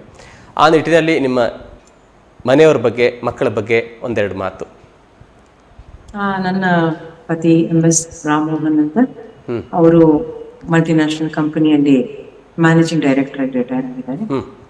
ಅವ್ರಿಗೆ ಅವ್ರಿಗೆ ಸಂಗೀತ ಏನು ಬರೋದಿಲ್ಲ, ಆದ್ರೆ ಒಳ್ಳೆ ಶ್ರೋತೃ ಅವರು. ಅಂದ್ರೆ ನನ್ನ ಹಾಡುಗಳನ್ನೆಲ್ಲಾನು ಕೇಳ್ತಾರೆ ಬಹಳ ಆಸ್ಥೆಯಿಂದ. ಮತ್ತೆ ನನಗೆ ಯಾವುದೇ ಕೆಲಸವನ್ನ ನಾನು ಮಾಡ್ಬೇಕಾದ್ರೂ ಕೂಡ ಅವರ ಪೂರ್ಣ ಒಂದು ಸಹಕಾರ, ಒಂದು ಸಮ್ಮತ ಇದ್ದೇ ಇದೆ. ಹಾಗಾಗಿ ನನಗೇನು ಮಾಡ್ಬೇಕು ಅಂತ ಅನ್ಸುತ್ತೆ ಅದನ್ನ ನಾನು ಮಾಡ್ಕೊಂಡು ಹೋಗ್ತಾ ಇದ್ದೀನಿ. ನನ್ನ ಮಗಳು ಸುರಭಿ ಅಂತ, ಮತ್ತೆ ಮಗ ಸೌರಭ ಅಂತ. ಅವರು ಇಬ್ಬರು ವೃತ್ತಿಪರವಾಗಿದ್ದಾರೆ. ಅವ್ರಿಗೆ ಪ್ರಾಥಮಿಕವಾಗಿ ನನ್ನ ಮಗಳು HK ನಾರಾಯಣ್ ಮತ್ತೆ DV ನಾಗರಾಜ್ ಅವರ ಸಂಗೀತ ಅವರು ಕಲಿತಾ ಇದ್ರು, ಶಿಷ್ಯ. ನನ್ನ ಮಗ ಕೂಡ ಕಾಸರವಳ್ಳಿ ಸಿಸ್ಟರ್ಸ್ ಅಂತ ಅವ್ರ ಹತ್ರನು ಕಲಿತಾ ಇದ್ದ. ಕಲಿತರು. ಆಮೇಲೆ ಅವರ ವಿದ್ಯೆಗೋಸ್ಕರ ಅವರು ಬೇರೆ ಬೇರೆ ಕಂಟ್ರಿಗಳಿಗೆಲ್ಲ ಹೋದ್ರು. ಹಾಗಾಗಿ ಅಷ್ಟು ಅಂದ್ರೆ ಇದನ್ನ ವೃತ್ತಿಯಾಗಿ ತಗೊಳ್ಬೇಕು ಅವ್ರಿಗಾಗಿಲ್ಲ. ನನ್ನ ಮಗಳು ಈಗ ಪ್ರಸ್ತುತ ಲಂಡನ್ ಇದ್ದಾಳೆ. ನನ್ನ ಮಗ ಇವತ್ತೇನು ಸಾಮಾಜಿಕ ಜಾಲತಾಣಗಳಲ್ಲಿ ನಾನು 100ಕ್ಕೂ ಹೆಚ್ಚು ವಿಡಿಯೋಗಳನ್ನ ನಾನು ಹೊರಬಿಟ್ಟಿದ್ದೀನಿ. ಇವತ್ತು ಕೂಡ ನಾನು ನಿಮ್ಮ ಮುಂದೆ ಕೂತಿದ್ದೀನಿ ಅಂತಂದ್ರೆ ಆ ಒಂದು ಸಾಮಾಜಿಕ ಜಾಲತಾಣಗಳಲ್ಲಿ ಈ ವೈಫೈ ಇವೆಲ್ಲ ನಮಗೆ ಅಷ್ಟು ಪರಿಚಯ ಇಲ್ಲ. ಅದ್ರ ಬಗ್ಗೆ ಪೂರ್ಣ ಜವಾಬ್ದಾರಿ ಅವಂದು. ಸೊ ಹಾಗಾಗಿ ಇವನ ಸಹಕಾರ ಅಷ್ಟಿದೆ. ಆಮೇಲೆ ಇಬ್ರು ಇದನ್ನ ಹೇಳಲೇಬೇಕು, ಇಬ್ರು ಕೂಡ ಕ್ರಿಟಿಕ್ಸ್. ನಾನ್ ಹೇಗ್ ಹಾಡಿದ್ದೀನಿ, ಹೇಗೆ ನನ್ನ ಹಾಡುಗಳು ಬಂದಿದೆ, CD ಮಾಡ್ಕೊಂಡು ಬಂದ ತಕ್ಷಣ ಅದನ್ನ ರಫ್ ಕಾಪಿ ಅಂತ ಕೊಡ್ತಾರೆ. ಅದನ್ನ ತಂದು ಮನೇಲಿ ಹಾಕಿದ ತಕ್ಷಣ ಅವ್ರಿಬ್ರು ಕಾಯ್ತಾ ಇರ್ತಿದ್ರು, ರಫ್ ಕಾಪಿ ನಾನು ತಗೊಂಡ್ ಬಂದ್ರೆ ಅಂತ. ತಂದು ಅದನ್ನ ಹಾಕಿದ್ರೆ ಯಾವ್ದು ಚೆನ್ನಾಗಿದೆ, ಯಾವ್ದು ಚೆನ್ನಾಗಿಲ್ಲ ಅದನ್ನ ನೇರವಾಗಿ ನನಗೆ ಹೇಳೋ ರೀತಿ ಅವರ ಒಂದು ಸಲಹೆಗಳು ಕೂಡ ನಾನು ತೆಗೆದುಕೊಳ್ತೀನಿ. ಖಂಡಿತ ಮನೆಯವರೆಲ್ಲರ ಸಪೋರ್ಟ್ ಇದ್ದಾಗ ಕೆಲಸ ಮಾಡ್ಲಿಕ್ಕೆ ಇನ್ನೂ ಅಲ್ಲ ಮೇಡಮ್ ಉತ್ಸಾಹ ಜಾಸ್ತಿ ಇರ್ತದೆ. ಹೌದು, ಎಲ್ಲ ಹನಿ ಹನಿ ಕೂಡಿ ಹಳ್ಳಾದಾಗ ಎಲ್ಲರೂ ನಿಮ್ಮೊಟ್ಟಿಗೆ ಬೆರೆತಾಗ ನೀವು ಒಂಥರ ಖುಷಿ ಆಗ್ತದೆ ನಿಮಗೆ. ನಾನೇನೋ ಮಾಡಬೇಕು, ಇನ್ನೂ ಏನೋ ಮಾಡುವ ಅನ್ನೋಂಥ ಹುಮ್ಮಸ್ಸು ಬರ್ತದೆ ನಿಜವಾಗಿ. ಅದನ್ನು ನೀಡ್ತಿದ್ದಾರೆ ನಿಮ್ಮ ಮನೆಯವರು, ಮಕ್ಕಳು ಎಲ್ಲ ಸೇರಿ. ಭಾಳ ಖುಷಿ ಆಯಿತು ಮೇಡಮ್ ಕೇಳಿ. ಅದೇ ರೀತಿ ಮೇಡಮ್, ನೀವು ಭಾವಗೀತೆ ಮಾತ್ರ ಅಲ್ಲ, ಚಿತ್ರಗೀತೆಗಳನ್ನು ಕೂಡ ಮೊದಲು ಹಾಡ್ತಿದ್ರಿ ಅಂತ ಹೇಳ್ತಿದ್ರಿ. ಹಾಗೆ ನೋಡೋಣ ನಿಮ್ಮ ಧ್ವನಿಯಲ್ಲಿ 1-2 ಸಾಲು ಯಾವ್ದಾದ್ರು ನಿಮ್ಮ ಇಷ್ಟದ ಒಂದು ಚಿತ್ರಗೀತೆಯನ್ನ ಪ್ರಸ್ತುತಪಡಿಸಿ ಮೇಡಮ್. ಸಂಧ್ಯಾ ಹೇಳಿದ್ಲು ಅಷ್ಟೇ, ನಾನು ಹೊರಗೆಲ್ಲೂ ಚಿತ್ರಗೀತೆಗಳನ್ನ ಹಾಡೋದಿಲ್ಲ. ಬಟ್ ಮನೆಯಲ್ಲಿ ಯಾವುದೇ ಗಾಯಕಿ ಆದ್ರೂ ಕೂಡ ಚಿತ್ರಗೀತೆ ಬಂತು ತಕ್ಷಣ ಅದರೊಟ್ಟಿಗೆ ನಾವು ಹಾಡ್ತೀವಿ ಅಲ್ವಾ. ಎಲ್ಲೂ ನಾನು ವೇದಿಕೆಯಲ್ಲೆಲ್ಲೂ ಹಾಡೋದಿಲ್ಲ. ದೋಣಿ ಸಾಗಲಿ ಮುಂದೆ ಹೋಗಲಿ, ದೂರ ತೀರವ ಸೇರಲಿ, ಬೀಸು ಕಾಲಿಗೆ ಬೀಳುತ್ತೇಳುತ್ತ ತೆರೆಯ ಮೇಗಡೆ ಹಾರಲಿ. ಆಹಾ ಆಹಾ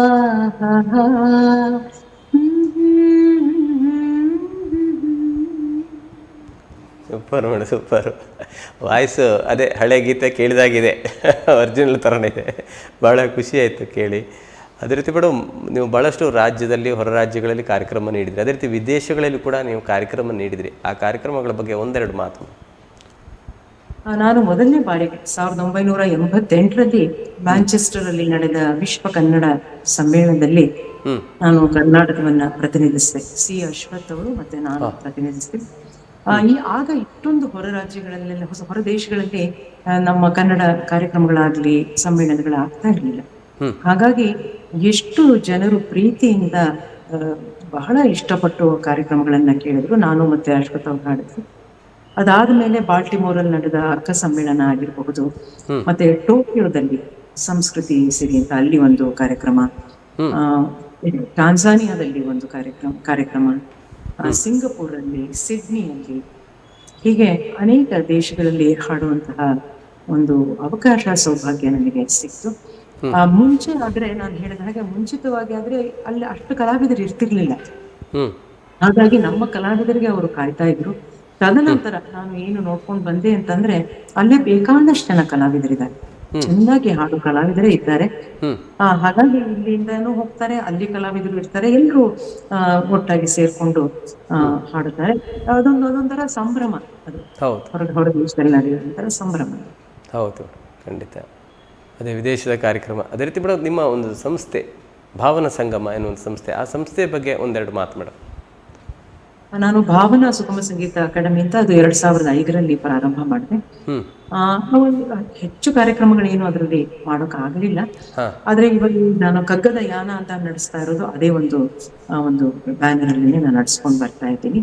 ಹಾಗೆ ನಾನು ಮತ್ತೆ ನನ್ನ ಆಪ್ತ ಗೆಳತಿ, ಬಹಳ ಪ್ರಖ್ಯಾತ ಗಾಯಕಿ ಮತ್ತು ಸಂಯೋಜಕಿ ಶ್ರೀಮತಿ ಇಂದು ವಿಶ್ವನಾಥ್, ನಾನು ಮತ್ತೆ ಅವರಿಬ್ಬರು ಸೇರ್ಕೊಂಡು ಇಂದು ರೋಹಿಣಿ ಟ್ರಸ್ಟ್ ಅಂತ ಮಾಡ್ಕೊಂಡಿದ್ದೀವಿ.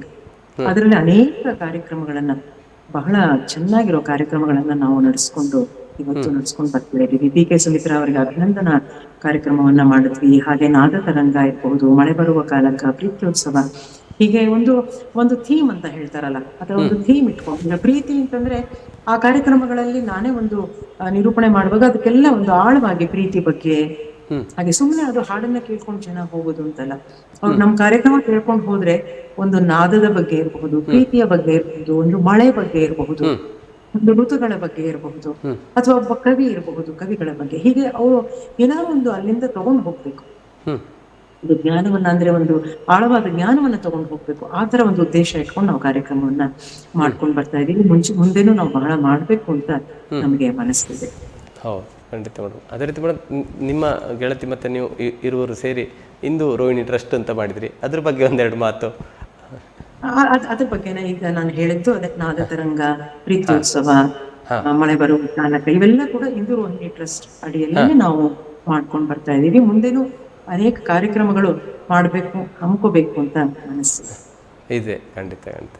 ಇರುವರ ಜೊತೆಯಾಗಿ ಕಾರ್ಯಕ್ರಮಗಳನ್ನ ನಡೆಸಿಕೊಡ್ತಾ ಬರ್ತಿದ್ರಿ ಅಲ್ಲ ಮೇಡಮ್? ಹಾಗೆ ಮೇಡಮ್, ಒಬ್ರು ಕರೆ ಮಾಡಿದ್ದಾರೆ, ಯಾರು ಅಂತ ನೋಡೋಣ ಅಲ್ಲ ಮೇಡಮ್? ಅವರು ಹೇಳುವುದಿಲ್ಲ, ನೀವೇ ಹೇಳಬೇಕು, ನೋಡೋಣ ಯಾರು ಅಂತ. ಹಲೋ, ನಮಸ್ತೆ ಮೇಡಮ್. ನಮಸ್ತೆ. ನಮಸ್ತೆ. ನಮಸ್ತೆ. ನಿಮಗೆ ಕಲಾಂತರಂಗ ಕಾರ್ಯಕ್ರಮಕ್ಕೆ ಸ್ವಾಗತ ಮೇಡಮ್. ರೋಹಿಣಿ ನಮಸ್ತೆ. ನಮಸ್ತೆ. ನಮಸ್ತೆ. Hello hello hello. ಯಾರು ಖುಷಿ ಆಯ್ತು, ನೀವು ನಿಮ್ಮನ್ನ ಇಂಟರ್ವ್ಯೂ ಮಾಡ್ತಾ ಇರೋದು ನಮಗೂ ಬಹಳ ಖುಷಿ ಆಯ್ತು. ನನ್ನ ಆಪ್ತ ಗೆಳತಿ ಈಗ ಹೇಳಿದಷ್ಟೇ. ಮಾತಾಡಿ ಮೇಡಮ್, ನಿಮ್ಮ ಗೆಳತಿ ಬಗ್ಗೆ ಒಂದೆರಡು ಮಾತು. ಗೆಳತಿ ಸೂಪರ್ ಗೆಳತಿ. ಬಹಳ ತಾಳ್ಮೆ ಇದೆ ಅವ್ರಿಗೆ, ಬಹಳ ವಿಚಾರವಂತೆ, ಬುದ್ಧಿವಂತೆ, ತುಂಬಾ ಓದ್ಕೊಂಡಿದ್ದಾರೆ, ಸಾಹಿತ್ಯದ ಬಗ್ಗೆ ಬಹಳ ಒಲವು ಅವ್ರಿಗೆ. ಹಾಗೆ ನಿಜ ಹೇಳ್ಬೇಕಂದ್ರೆ ನಮ್ಮ ಈ ಕ್ಷೇತ್ರದಲ್ಲಿ, ಸಂಗೀತ ಕ್ಷೇತ್ರದಲ್ಲಿ ಎಲ್ಲರೂ ನಮ್ ಸ್ನೇಹಿತರೆ.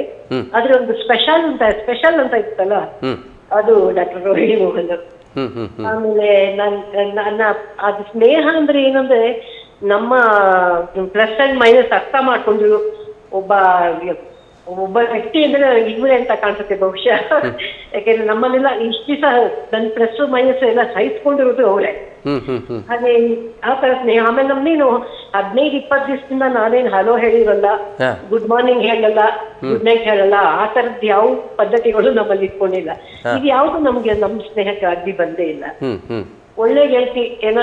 ನಾವು ಏನಾರು ಒಂದು ಒಳ್ಳೆತನ ನಮ್ಗೆ ಜೀವನದಲ್ಲಿ ಸಿಗ್ಬೇಕಾದ್ರೆ, ಒಳ್ಳೆ ವ್ಯಕ್ತಿ ಸಿಗ್ಬೇಕಾದ್ರೆ ಬಹುಶಃ ನಾವು ಏನೋ ಪಡ್ಕೊಂಡ್ ಬಂದಿರ್ಬೇಕು ಅಂತ ಕಾಣುತ್ತೆ. ಬಹುಶಃ ಅದು ಡಾಕ್ಟರ್ ರೋಹಿಣಿ ಮೋಹನ್, ಆಪ್ತ ಗೆಳತಿ. ಮೇಡಮ್ ಏನ್ ಹೇಳ್ತೀರಿ? ರೋಹಿಣಿ ಮೇಡಮ್ ಅವ್ರು ಏನ್ ಹೇಳ್ತೀರಿ ಇವರಿಗೆ, ನಿಮ್ಮ ಗೆಳತಿ? ಅಲ್ಲ, ಅವ್ರು ಏನ್ ಹೇಳ್ತಾರೆ ನೋಡೋಣ, ರೋಹಿಣಿ ಮೇಡಮ್ ಅವರು. ಅದೇನ್ ಗೊತ್ತಾ, ಒಂದಿದೆ. ಅಲ್ಲ, ನಾನ್ ತುಂಬಾ ಆಪೋಸಿಟ್ ಸರ್. ನಾನು ಇವಾಗ ಏನೇನು ಹೇಳಿದ್ರು ಅದನ್ನೆಲ್ಲ ನಾವು ಉಲ್ಟಾ ಅಂತ ಅಷ್ಟೇ. ಅವಳು ಹೇಳೋದೇ ಬೇಕಾಗಿಲ್ಲ. ಅದೇನ್ ಗೊತ್ತಾ, ಲೈಕ್ ಪೋಲ್ಸ್ ರಿಪೆಲ್ ಅಂತ, unlike poles attract each other ಅಂತ ಹೇಳ್ತಾರೆ ಅಲ್ವಾ?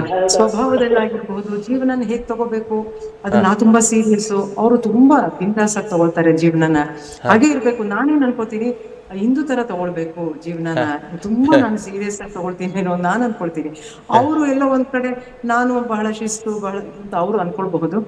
ಹಾಗಾಗಿ ತುಂಬಾ ಭಿನ್ನ ನಾವು ಇಬ್ರು, ಸ್ವಭಾವದಲ್ಲಿ ಬಹಳ ಭಿನ್ನ ಆಗಿದ್ರು ಕೂಡ ಒಬ್ರಿಗೊಬ್ರು ನಮ್ಗೆ ಬಹಳ. ಯಾಕೆ ಅಂತಂದ್ರೆ, ನಾನು ಅದಕ್ಕೆ ಏನ್ ಕಾರಣ ಅನ್ಕೋತೀನಿ ಅಂದ್ರೆ, ನಾವು ಒಂದು ಬೆಳ್ಕೊಂಡು ಬಂದಿದೀವಲ್ಲ, ಅವರ ಒಂದು ಚಿಕ್ಕ ವಯಸ್ಸಿಂದ ಅವ್ರ ತಂದೆ ತಾಯಿ ಅವ್ರಿಗೆ ಹಾಕೊಟ್ರು ಅಂತಹ ಒಂದು ನೀತಿ ಪಾಠ ಇರ್ಬೋದು, ನನಗೆ ಹಾಕೊಟ್ರು.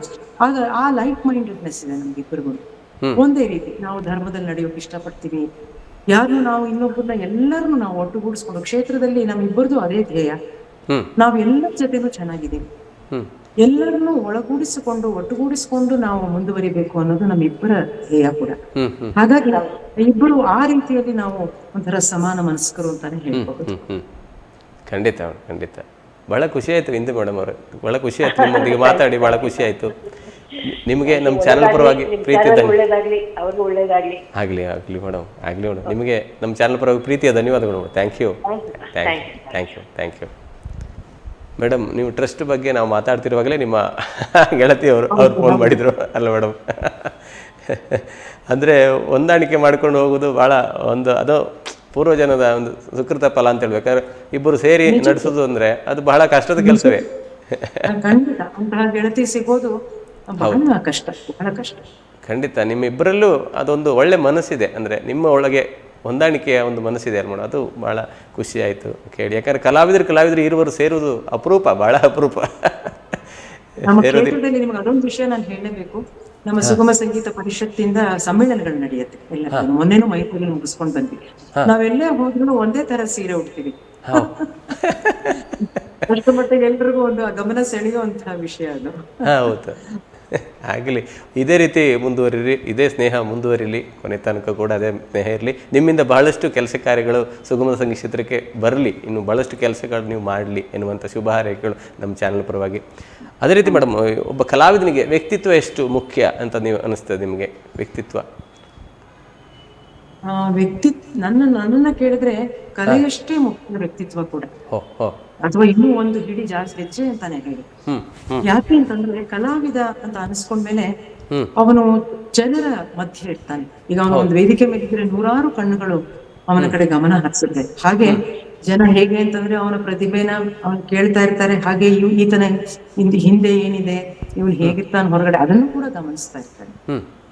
ಹಾಗಾಗಿ ಕಲಾವಿದರು ಯಾವಾಗ್ಲೂ ಎಚ್ಚರದಿಂದಿರ್ಬೇಕು. ಆಮೇಲೆ ಇನ್ನೂ ಒಂದು ವಿಷಯ ಏನಂದ್ರೆ, ನಾವು ಕಲಾವಿದರು ಕೀರ್ತನಕಾರರು, ವಚನಕಾರರು, ದಾಸರು, ಕವಿಗಳು, ಹೀಗೆ ಎಲ್ಲರ ಶ್ರೇಷ್ಠವಾದ ಒಂದು ಸಾಹಿತ್ಯವನ್ನ ಜನರಿಗೆ ಉಣಬಡಿಸ್ತೀವಿ. ಹೌದಾ? ಆ ಸಾಹಿತ್ಯದಲ್ಲಿ ಬರುವಂತಹ ಗುಣಗಳಿಗೆ ಆದಷ್ಟು, ಮನುಷ್ಯ ಅಂದ್ಮೇಲೆ ತಪ್ಪು ಮಾಡೋದು ಸಹಜ, ಶ್ರೀರಾಮಚಂದ್ರ ತರ ಇರೋಕ್ಕಾಗೋದಿಲ್ಲ. ಆದ್ರೆ ನಮ್ಮ ಒಂದು ಇತಿಮಿತಿ ಒಳಗಡೆನೆ ಆದಷ್ಟು ಇನ್ನು ಇತರರಿಗೆ ಆದರ್ಶವಾಗಿರೋದನ್ನ ನಾವು ಕಲ್ತ್ಕೋಬೇಕಾಗುತ್ತೆ. ಯಾಕೆಂದ್ರೆ ನಾವು ಹೇಳ್ತಿರೋದೇ ಒಂದು, ನಾವಿರೋದೇ ಒಂದು ಆಗ್ಬಾರ್ದು ಅಲ್ವಾ? ಅದು ಬಹಳ ಮುಖ್ಯ. ಹಾಗೇನೆ ಒಬ್ಬ ಕಲಾವಿದನಿಗೆ ಒಂದು ಶಿಸ್ತಿನ ಜೀವನ ಬಹಳ ಮುಖ್ಯವಾಗುತ್ತೆ. ಎಷ್ಟು ಮಟ್ಟಿಗೆ ಅಂದ್ರೆ, ಒಂದು ಸಣ್ಣ ವಿಚಾರ, ಒಂದು ಸಮಯ ಪ್ರಜ್ಞೆ. ನೀವು ಅನೇಕ ಕಲಾವಿದರು 10 ಗಂಟೆ ಕಾರ್ಯಕ್ರಮ ಅಂದ್ರೆ 10:30, 11 ಗಂಟೆಗೆ ಬರೋದನ್ನ ನಾನು ನೋಡಿದ್ದೀನಿ ನಾನು.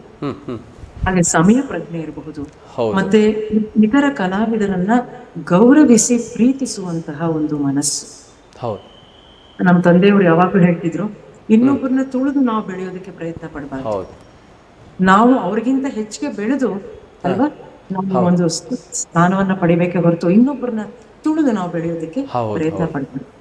ಆಮೇಲೆ ಇನ್ನೊಂದು ಮುಖ್ಯವಾದ ವಿಷಯ ಅಂದ್ರೆ ವಿದ್ಯಾ ದದಾತಿ ವಿನಯಂ ಅಂತ ಹೇಳ್ತೀವಿ. ನಾವೆಷ್ಟೇ ಪ್ರತಿಭಾವಂತರಾಗಿದ್ರು ಕೂಡ ನಮಗಿಂತ ಪ್ರತಿಭೆ ಇರೋರು ನಾಳೆ ಬರ್ತಾರೆ. ಆಮೇಲೆ ನೀರು ಯಾವಾಗ್ಲೂ ಮೇಲಿಂದ ಕೆಳಗೆ ಹರಿದು ಹೋಗುತ್ತೆ. ಒಬ್ಬ ಕಲಾವಿದ ಎಷ್ಟೇ ಪ್ರತಿಭೆ ಆಗಿದ್ರೆ ಆಯ್ತು, ಮುಗಿತೆ, ಇನ್ನೊಬ್ಬ ಕಲಾವಿದ ಬರ್ತಾನೆ. ಹಾಗಾಗಿ ನಾವು ವಿನಯವನ್ನ ಯಾವಾಗ್ಲೂ ವಿಧೇಯತೆಯಿಂದ ನಡ್ಕೋಬೇಕು. ಅದು ಕೂಡ ಬಹಳ ಮುಖ್ಯ. ಹಾಗಾಗಿ ವ್ಯಕ್ತಿತ್ವ ಪ್ರತಿಭೆಯಷ್ಟೇ ಮುಖ್ಯ ಅಂತ ನನ್ನ ಖಂಡಿತ ಉತ್ತಮ ರೀತಿಯನ್ನು ಮಾತನಾಡಿ. ಖಂಡಿತ ಮೇಡಮ್, ಖಂಡಿತ. ಅದೇ ರೀತಿ ಮೇಡಮ್, ತಮ್ಮ ಧ್ವನಿ ಸಾಂದ್ರಿಕೆಗಳ ಬಗ್ಗೆ, ಧ್ವನಿ ಮುದ್ರಿಕೆಗಳ ಬಗ್ಗೆ ಒಂದೆರಡು ಮಾತು. ಬಹಳಷ್ಟು ಆಲ್ಬಮ್ಗಳಲ್ಲಿ ಹಾಡಿದ್ದೀರಿ, ಅದರ ಬಗ್ಗೆ ಒಂದೆರಡು ಮಾತಾಡಿ. ಹೌದು, ನನ್ನ ಸ್ವಂತ ಧ್ವನಿ ಸಾಂದ್ರಿಕೆಗಳೇ ನಾನು ಹೆಚ್ಚು 11-12 ಧ್ವನಿ ಸಾಂದ್ರಿಕೆಗಳೇ ನಾನೇ ಹಾಡುತ್ತಾ ಹೊರತಂದಿದ್ದೀನಿ. ಅದು ಕನಸು, ಬೆಳದಿಂಗಳು, ಮಿಲನ, ಜೀವನ ಕಲೆ, ಸಹನೆ, ವಜ್ರದ ಕವಚ, ಮಂಕುತಿಮ್ಮ, ಆಮೇಲೆ ಭಾವ ಸೌರಭ, ಭಾವಭಕ್ತಿ, ಸಂಭ್ರಮ, ಹೀಗೆ ಋತುಗಾನ, ಹೀಗೆ ಅನೇಕ ಸಾಂದ್ರಿಕೆಗಳನ್ನ ತಂದಿದ್ದೀನಿ. ಇಲ್ಲೆಲ್ಲ ಒಂದೊಂದು ಸಾಂದ್ರಿಕೆಗಳಲ್ಲೂ ಕೂಡ ಈಗ ಹೇಳಿದ ಹಾಗೆ ಪದ್ಮಚರಣ್ ಮತ್ತು ಲೀಲಾವತಿಯವರ ಒಂದು ಪರಂಪರೆಯಲ್ಲಿ ಹೊರಹೊಮ್ಮಿದ ಗೀತೆಗಳು. ಅದನ್ನ ಮುಂದುವರೆಸಿಕೊಂಡು ನನ್ನ ಸಂಯೋಜನೆಯಲ್ಲೂ ಕೂಡ ಕೆಲವು ಗೀತೆಗಳನ್ನ ನಾನು ಅದನ್ನ ಧ್ವನಿಮುದ್ರಿಸಿದ್ದೀವಿ. ಇನ್ನೂ ಅದೇನಂದ್ರೆ ಅದನ್ನ ಹೇಳಿದ ಹಾಗೆ ಅದ್ ನಾವೊಂದು ಬೊಗಸೆ ಎಷ್ಟು ತಗೊಳ್ಳೋಷ್ಟೇ ಇನ್ನೂ ನಾ ಈಗ ಯೋಚನೆ ಮಾಡಿದ್ರೆ ಇನ್ನೂ ಅನೇಕ ಹಾಡುಗಳನ್ನ ನಾನು ಇನ್ನೂ ಹಾಡ್ಬೇಕು ಅಂತ ಇವತ್ತಿಗೂ ಕೂಡ ನನಗೆ ಅನಿಸ್ತಾನೆ ಇರುತ್ತೆ. ಖಂಡಿತ. ಅದೇ ರೀತಿ ಮೇಡಮ್, ತಾವು ಡಿ ವಿ ಜಿಯವರ ಮಂಕುತಿಮ್ಮನ ಕಗ್ಗದ ಹಾಡುಗಳನ್ನು ಮಾಡಿದಿರಿ, 101 ಅಲ್ಲ ಮೇಡಮ್, 101 ಹಾಡು, ಅದ್ರ ಬಗ್ಗೆ ಸ್ವಲ್ಪ ವಿವರವಾಗಿ ತಿಳಿಸಿ ಮೇಡಮ್. ಇದು ಪ್ರಾರಂಭ ಆಗಿದ್ದು ಅಂದ್ರೆ ನಮ್ಮ ತಂದೆ ನ್ಯಾಯಾಧೀಶರಾಗಿರೋ ಜೊತೆಗೆ ತುಂಬಾ ಬಹಳಷ್ಟು ಓದ್ಕೊಂಡವರು ಅವರು. ನಮ್ಮ ಮನೆಯಲ್ಲಿ ಒಂದು ಪುಟ್ಟ ಲೈಬ್ರರಿನೇ ಇತ್ತು. ಅವರ ಓದಿನ ಹರಿವು ಹೇಗೆ ಅಂದ್ರೆ ಅದು ಆರೋಗ್ಯದಿಂದ ಸಾಹಿತ್ಯದಿಂದ ಇತಿಹಾಸದಿಂದ ಹಾಗೆ ತುಂಬಾ ಓದ್ತಾ ಇದ್ರು. ಅಲ್ಲಿ 1961ನೇ ಇಸ್ವಿಯಲ್ಲಿ ಮಂಕುತಿಮ್ಮನ ಕಗ್ಗದ ಪುಸ್ತಕವನ್ನ ಅವರು ತಗೊಂಡು ಅದರಲ್ಲಿ ಕ್ಲಿಷ್ಟಕರವಾದ ಪದಗಳಿಗೆ ಅರ್ಥವನ್ನ ಬರೆದು ಅವರು ಇಟ್ಟಿದ್ರು. ನಾನು ನನ್ನ ಗುರುಗಳು ಶ್ರೀಮತಿ ಎಚ್ ಆರ್ ಲೀಲಾವತಿ ಅವರ ಗುರುಪತಿ ಎಸ್ ಜಿ ರಘುರಾಮ್ ಅಂತ, ಅವರು ಕೂಡ ಒಳ್ಳೆ ಗಾಯಕರು, ಸಂಯೋಜಕರು. ಅವ್ರು ನನಗೊಂದು 14 ದಿನ ಡಿ ವಿ ಜಿ ಅವರ ಕಗ್ಗಗಳನ್ನ ರಾಗ ಸಂಯೋಜನೆ ಮಾಡಿ ನನಗೆ ಹೇಳ್ಕೊಟ್ಟಿದ್ರು. ನನಗೆ ಬಹಳ ಅದು ನನ್ನ ಮೊದಲೇ ಸಾಹಿತ್ಯದ ಕಡೆ ಒಲವು ಜಾಸ್ತಿ. ಅದು ಏನು ಒಳ್ಳೆ ಕಲಿಯುಗದ ಭಗವದ್ಗೀತೆ ರೀತಿ ಅದು ಇಷ್ಟು ಚೆನ್ನಾಗಿದೆ. ಜೀವನದ ಎಲ್ಲಾ ಪ್ರಶ್ನೆಗಳಿಗೂ ಅಲ್ಲಿ ನಮಗೆ ಒಂದು ಉತ್ತರ ಸಿಗುತ್ತೆ ಅನ್ನೋ ರೀತಿ ನನಗೆ ಅದ್ರ ಕಡೆ ಆಕರ್ಷಿತಳಾದೆ. ಹಾಗಾಗಿ ಆ ಪುಸ್ತಕ ನೋಡಿದಾಗ ನಮ್ಮ ಮನೆಯಲ್ಲೇ ಇತ್ತು. ಆ ಪುಸ್ತಕವನ್ನ ತಗೊಂಡು ಹಾಡೋದಕ್ಕೆ ಒಪ್ಪುವಂತ, ಯಾಕೆಂದ್ರೆ ಅದು ಹಳೆಗನ್ನಡದಲ್ಲಿ ಕೆಲವೆಲ್ಲ ನಿಮ್ಗೆ ವಿಶ್ಲೇಷಣೆ ಬೇಕೇ ಬೇಕು, ಇಲ್ಲ ಅಂದ್ರೆ ಅದನ್ನ ಅರ್ಥ ಮಾಡ್ಕೊಳ್ಳೋದು ಕಷ್ಟ. ಆದ್ರೆ ನಾನು ಹಾಡೋದಕ್ಕೆ ಅರ್ಥ ಮಾಡ್ಕೊಳ್ಳೋದಕ್ಕೆ ಸುಲಭವಾಗಿರುವಂತಹ ಕಗ್ಗಗಳನ್ನ ಆಯ್ಕೆ ಮಾಡಿ ಅದಕ್ಕೆ 101 ಕಗ್ಗಗಳಿಗೆ ಒಂದು ರಾಗ ಸಂಯೋಜನೆ ಮಾಡಿ ಮೊದಲನೇ ಇದು ಒಂದು ಸಾಂದ್ರಿಕೆ ಸಹನೆ ವಜ್ರದ ಕವಚ ಮಂಕುತಿಮ್ಮ ಅದನ್ನ ಹೊರತಂದಿದ್ದೀನಿ. ಇನ್ನು 2 ಅದು ಬರ್ಬೇಕು.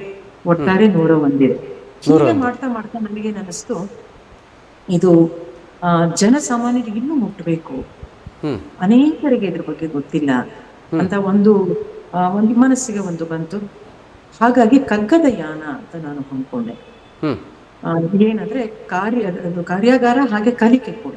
ಅಂದ್ರೆ ಬೇರೆ ಬೇರೆ ಜಿಲ್ಲೆಗಳು, ಚಿಕ್ಕಮಗಳೂರು, ಹಾಸನ, ದಾವಣಗೆರೆ, ಶಿವಮೊಗ್ಗ, ಹೀಗೆ ಅನೇಕ ಜಿಲ್ಲೆಗಳಿಗೆ, ತುಮಕೂರು, ಹೀಗೆ ಹೋಗಿ 2 ದಿನ, ಹಿಂದಿನ ದಿನ ಹೋಗಿ ಅವ್ರಿಗೆ ಕಗ್ಗಗಳು 20 ಆಯ್ದ ಕಗ್ಗಗಳನ್ನು ಹೇಳ್ಕೊಡೋದು. ಮಾರನೇ ದಿನಾನು ಅವ್ರಿಗೆ ಅದ್ರ ಜೊತೆ ಅರ್ಥನೂ ಹೇಳಿ, ಮಾರನೇ ದಿನಾನು ಕೂಡ ಅದನ್ನ ಅವ್ರಿಗೆ ಹೇಳ್ಕೊಟ್ಟು ಸಂಜೆ ಒಂದು ಸಮಾರೋಪದಲ್ಲಿ ಅವ್ರ ಕೈಲೇ ಹಾಡ್ಸೋದು. ಈಗ ಒಂದು ಕಾರ್ಯಾಗಾರವನ್ನ ನಡ್ಸ್ಕೊಂಡ್ ಬರ್ತಾ ಇದ್ದೆ. ಅಷ್ಟೊತ್ತಿಗೆ ಕೋವಿಡ್ ಬಂದಿದ್ರಿಂದ ಬೇರೆ ಬೇರೆ ಊರುಗಳಿಗೆ ಹೋಗೋದಕ್ಕೆ ಸಾಧ್ಯ ಆಗಲಿಲ್ಲ. ಅದನ್ನ ನಾನು 51 ಕಗ್ಗದ ಒಂದು ವಾಚನ ಮತ್ತೆ ಗಾಯನ ವಿಶ್ಲೇಷಣೆ ಮತ್ತೆ ಡಿ ವಿ ಜಿ ಅವರ ಒಂದು ಜೀವನದಿಂದ ಒಂದು ಆಯ್ದ ಒಂದು ಯಾವ್ದಾದ್ರು ಒಂದು ವಿಚಾರ, ಇದನ್ನ ಅಷ್ಟನ್ನು ಸೇರಿಸಿ ನಾನು ಕಗ್ಗದ ಯಾನ ಅಂತ ಸಾಮಾಜಿಕ ಜಾಲತಾಣಗಳಲ್ಲಿ 51 ಅದನ್ನ ನಾನು ರಿಲೀಸ್ ಮಾಡಿದ್ದೆ. ಕಗ್ಗಯಾನ ಅಲ್ಲ ಮೇಡಮ್, ಕಗ್ಗಯಾನ ಕಾರ್ಯಾಗಾರ, ಕಗ್ಗದಯಾನ. ಹೌದು, ಡಿ ವಿ ಜಿ ಅವರ ಕಗ್ಗದ, ಅದ್ರಲ್ಲಿ ಬಹಳಷ್ಟು ಸಂದೇಶಗಳಿರ್ತಲ್ಲ ಮೇಡಮ್ ಅದ್ರಲ್ಲಿ, ಕಗ್ಗದಲ್ಲಿ ಅಲ್ಲ ಮೇಡಮ್, ಕಗ್ಗದಲ್ಲಿ ಬಹಳಷ್ಟು ಜೀವನ ಹೀಗೆ ಸಾಗಿಸ್ಬೇಕು. ಹೌದು, ಅದನ್ನ ನಾನು ಬದುಕಿನ ಕಾವ್ಯ ಅಂತಂದ್ರೂ ತಪ್ಪಾಗೋದಿಲ್ಲ. ನಮ್ಮ ಬದುಕಿಗೆ ಬೇಗ ನಾವು ತುಂಬಾ ಕಷ್ಟದಲ್ಲಿ ಇದೀವಿ ಅಂತ ಇಟ್ಕೊಳ್ಳಿ, ಏನೋ ನಿರಾಸೆ ಆಗಿರುತ್ತೆ, ದುಃಖ ಆಗಿರುತ್ತೆ.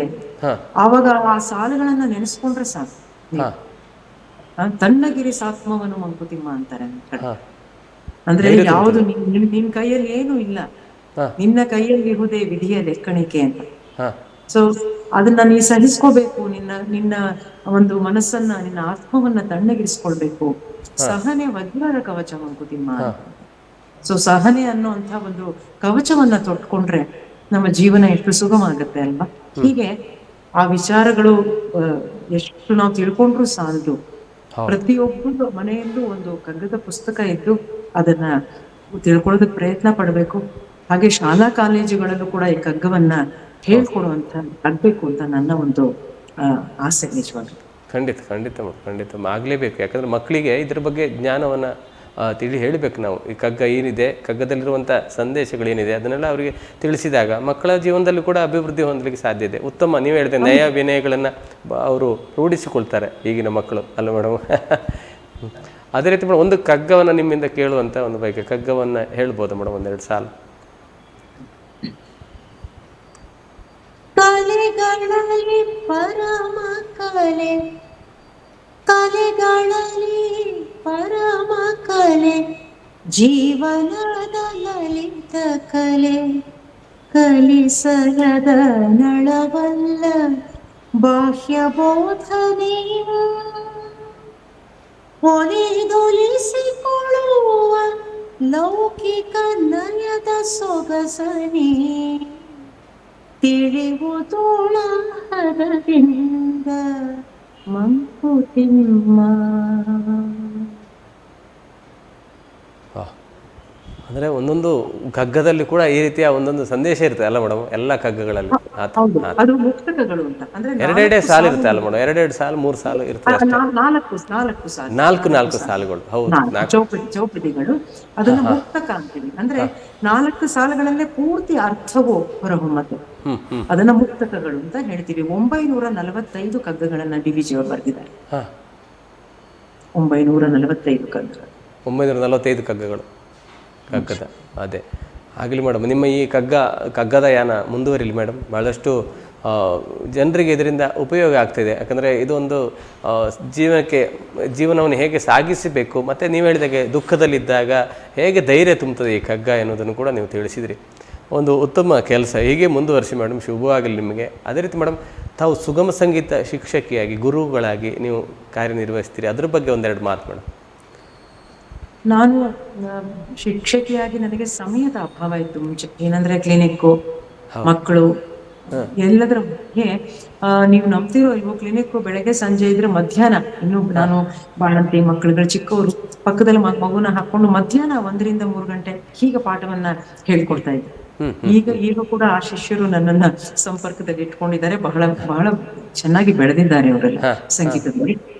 ಹಾಗೆ ಯಾವಾಗ ನನಗೆ ಸಮಯ ಸಿಗತ್ತೆ ಆವಾಗ ನಾನು ಒಂದಷ್ಟು ಶಿಷ್ಯರನ್ನ ನಾನು ತಯಾರು ಮಾಡೋದಕ್ಕೆ ಪ್ರಯತ್ನ ಪಟ್ಟಿದ್ದೀನಿ. ಕೆಲವರೆಲ್ಲ ಆಕಾಶವಾಣಿಯ ಗ್ರೇಡೆಡ್ ಆರ್ಟಿಸ್ಟ್ಗಳು ಕೂಡ ಆಗಿದ್ದಾರೆ ನನ್ನ ಶಿಷ್ಯರು. ತುಂಬಾ ದೊಡ್ಡ ಪ್ರಮಾಣದಲ್ಲಿ ಹೇಳ್ಕೊಡೋದಕ್ಕೆ ನನಗೆ ಸಾಧ್ಯ ಆಗ್ಲಿಲ್ಲ, ಯಾಕೆಂದ್ರೆ ನನ್ನ ವೃತ್ತಿ ಇದ್ದಿದ್ರಿಂದ, ಸಂಸಾರ ವೃತ್ತಿ. ನಾವೇನ್ ಮಾಡಿದ್ವಿ, ನಾನು ಮತ್ತೆ ಇಂದು ಸೇರ್ಕೊಂಡು ಇಂದು ರೋಹಿಣಿ ಟ್ರಸ್ಟ್ ಮೂಲಕ ಕಾರ್ಯಾಗಾರಗಳನ್ನ ನಡೆಸಿದ್ದೀವಿ. ಅನೇಕ ಕಡೆ ಕಾರ್ಯಾಗಾರಗಳನ್ನ ಒಂದು ಎರಡು ದಿನ ಹಾಗೆ ಕಾರ್ಯಾಗಾರ, ಒಂದು 8 ಅಥವಾ 10 ಹಾಡುಗಳನ್ನ ಹೇಳ್ಕೊಡೋದು. ಅವರು ಎಚ್ ಕೆ ನಾರಾಯಣ ಅವರ ಶಿಷ್ಯರು, ನಾನು ಪದ್ಮಚರಣ್ ಲೀಲಾವತಿ ಅವರ ಪರಂಪರೆ. ಸೊ ಎರಡನ್ನು ಹೇಳ್ಕೊಟ್ಟು ಎಲ್ಲರಿಗೂ ಶಿಷ್ಯರಿಗೆ ನಾವು ಹೇಳ್ಕೊಟ್ಟಿದ್ದೀವಿ. ಇನ್ನು ನಮ್ಮ ಟ್ರಸ್ಟಿನ ಮೂಲಕ ಕೂಡ ಇನ್ನು ಹೆಚ್ಚು ಕಾರ್ಯಾಗಾರಗಳನ್ನ ನಡೆಸಬೇಕು ಅನ್ನೋ ಒಂದು ಆಶಯ ಕೂಡ. ಹೌದು, ಖಂಡಿತ ಆಗಲಿ ಮೇಡಮ್. ಬಹಳಷ್ಟು ಕಾರ್ಯಾಗಾರಗಳು ಜರುಗಲಿ, ಸುಗಮ ಸಂಗೀತ ಕಾರ್ಯಾಗಾರಗಳು ಅಲ್ಲ ಮೇಡಮ್. ಮತ್ತು ಹಲವಾರು ಪ್ರತಿಭೆಗಳು ನಿಮ್ಮಿಂದ ಹೊರಬಂದಿದ್ದಾರೆ, ಇನ್ನೂ ಕೂಡ ಹಲವಾರು ಪ್ರತಿಭೆಗಳು ಹೊರ ಬರಲಿ.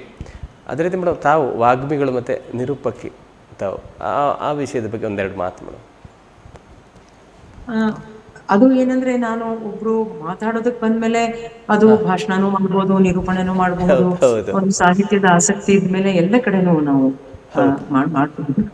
1-2 ಕಾರ್ಯಕ್ರಮವನ್ನ, ಅದು ನಾನು ಸಂಗೀತ ನೃತ್ಯ ಅಕಾಡೆಮಿ ಅಲ್ಲಿದ್ದಾಗ ಅಲ್ಲಿ ಒಂದು ಕಾರ್ಯಕ್ರಮ, ಪದ್ಮಚರಣ್ ಅವರ ಬಗ್ಗೆ ಒಂದು ಕಾರ್ಯಕ್ರಮ ನಡೆಸಿದಾಗ ನಾನೇ ಅದನ್ನ ನಿರೂಪಣೆ ಮಾಡಿದೆ. ಆಗ ಬಹಳಷ್ಟು ಜನ, ನೀವು ಸಹಜವಾಗಿ ಸರಳವಾಗಿ ಹೃದಯದಿಂದ ಮಾತಾಡ್ತೀರಾ, ನಿರೂಪಣೆನ ನೀವು ಯಾಕೆ ಮಾಡಬಾರ್ದು? ಹಾಗಾಗಿ ಅಲ್ಲಿಂದ ಅನೇಕ ಕಾರ್ಯಕ್ರಮಗಳಲ್ಲಿ ಮಾಡ್ಕೊಂಡು ಬಂದಿದ್ದೀನಿ. ಮತ್ತೆ ನಮ್ಮ ಟ್ರಸ್ಟ್ ಇಂದ ಇದುವರೆಗೂ ಆಗಿರುವಂತಹ ಎಲ್ಲ ಕಾರ್ಯಕ್ರಮಗಳಲ್ಲೂ ನಾನೇ ನಿರೂಪಣೆಯ ಒಂದು ಜವಾಬ್ದಾರಿಯನ್ನ ಹೊತ್ಕೊಂಡಿದ್ದೀನಿ. ಅನೇಕ ಸಮ್ಮೇಳನಗಳಲ್ಲಿರಬಹುದು, ಕಾರ್ಯಕ್ರಮಗಳಲ್ಲಿ ನಿರೂಪಣೆಯನ್ನ ಮಾಡ್ಕೊಂಡು ಬಂದಿದ್ದೀನಿ.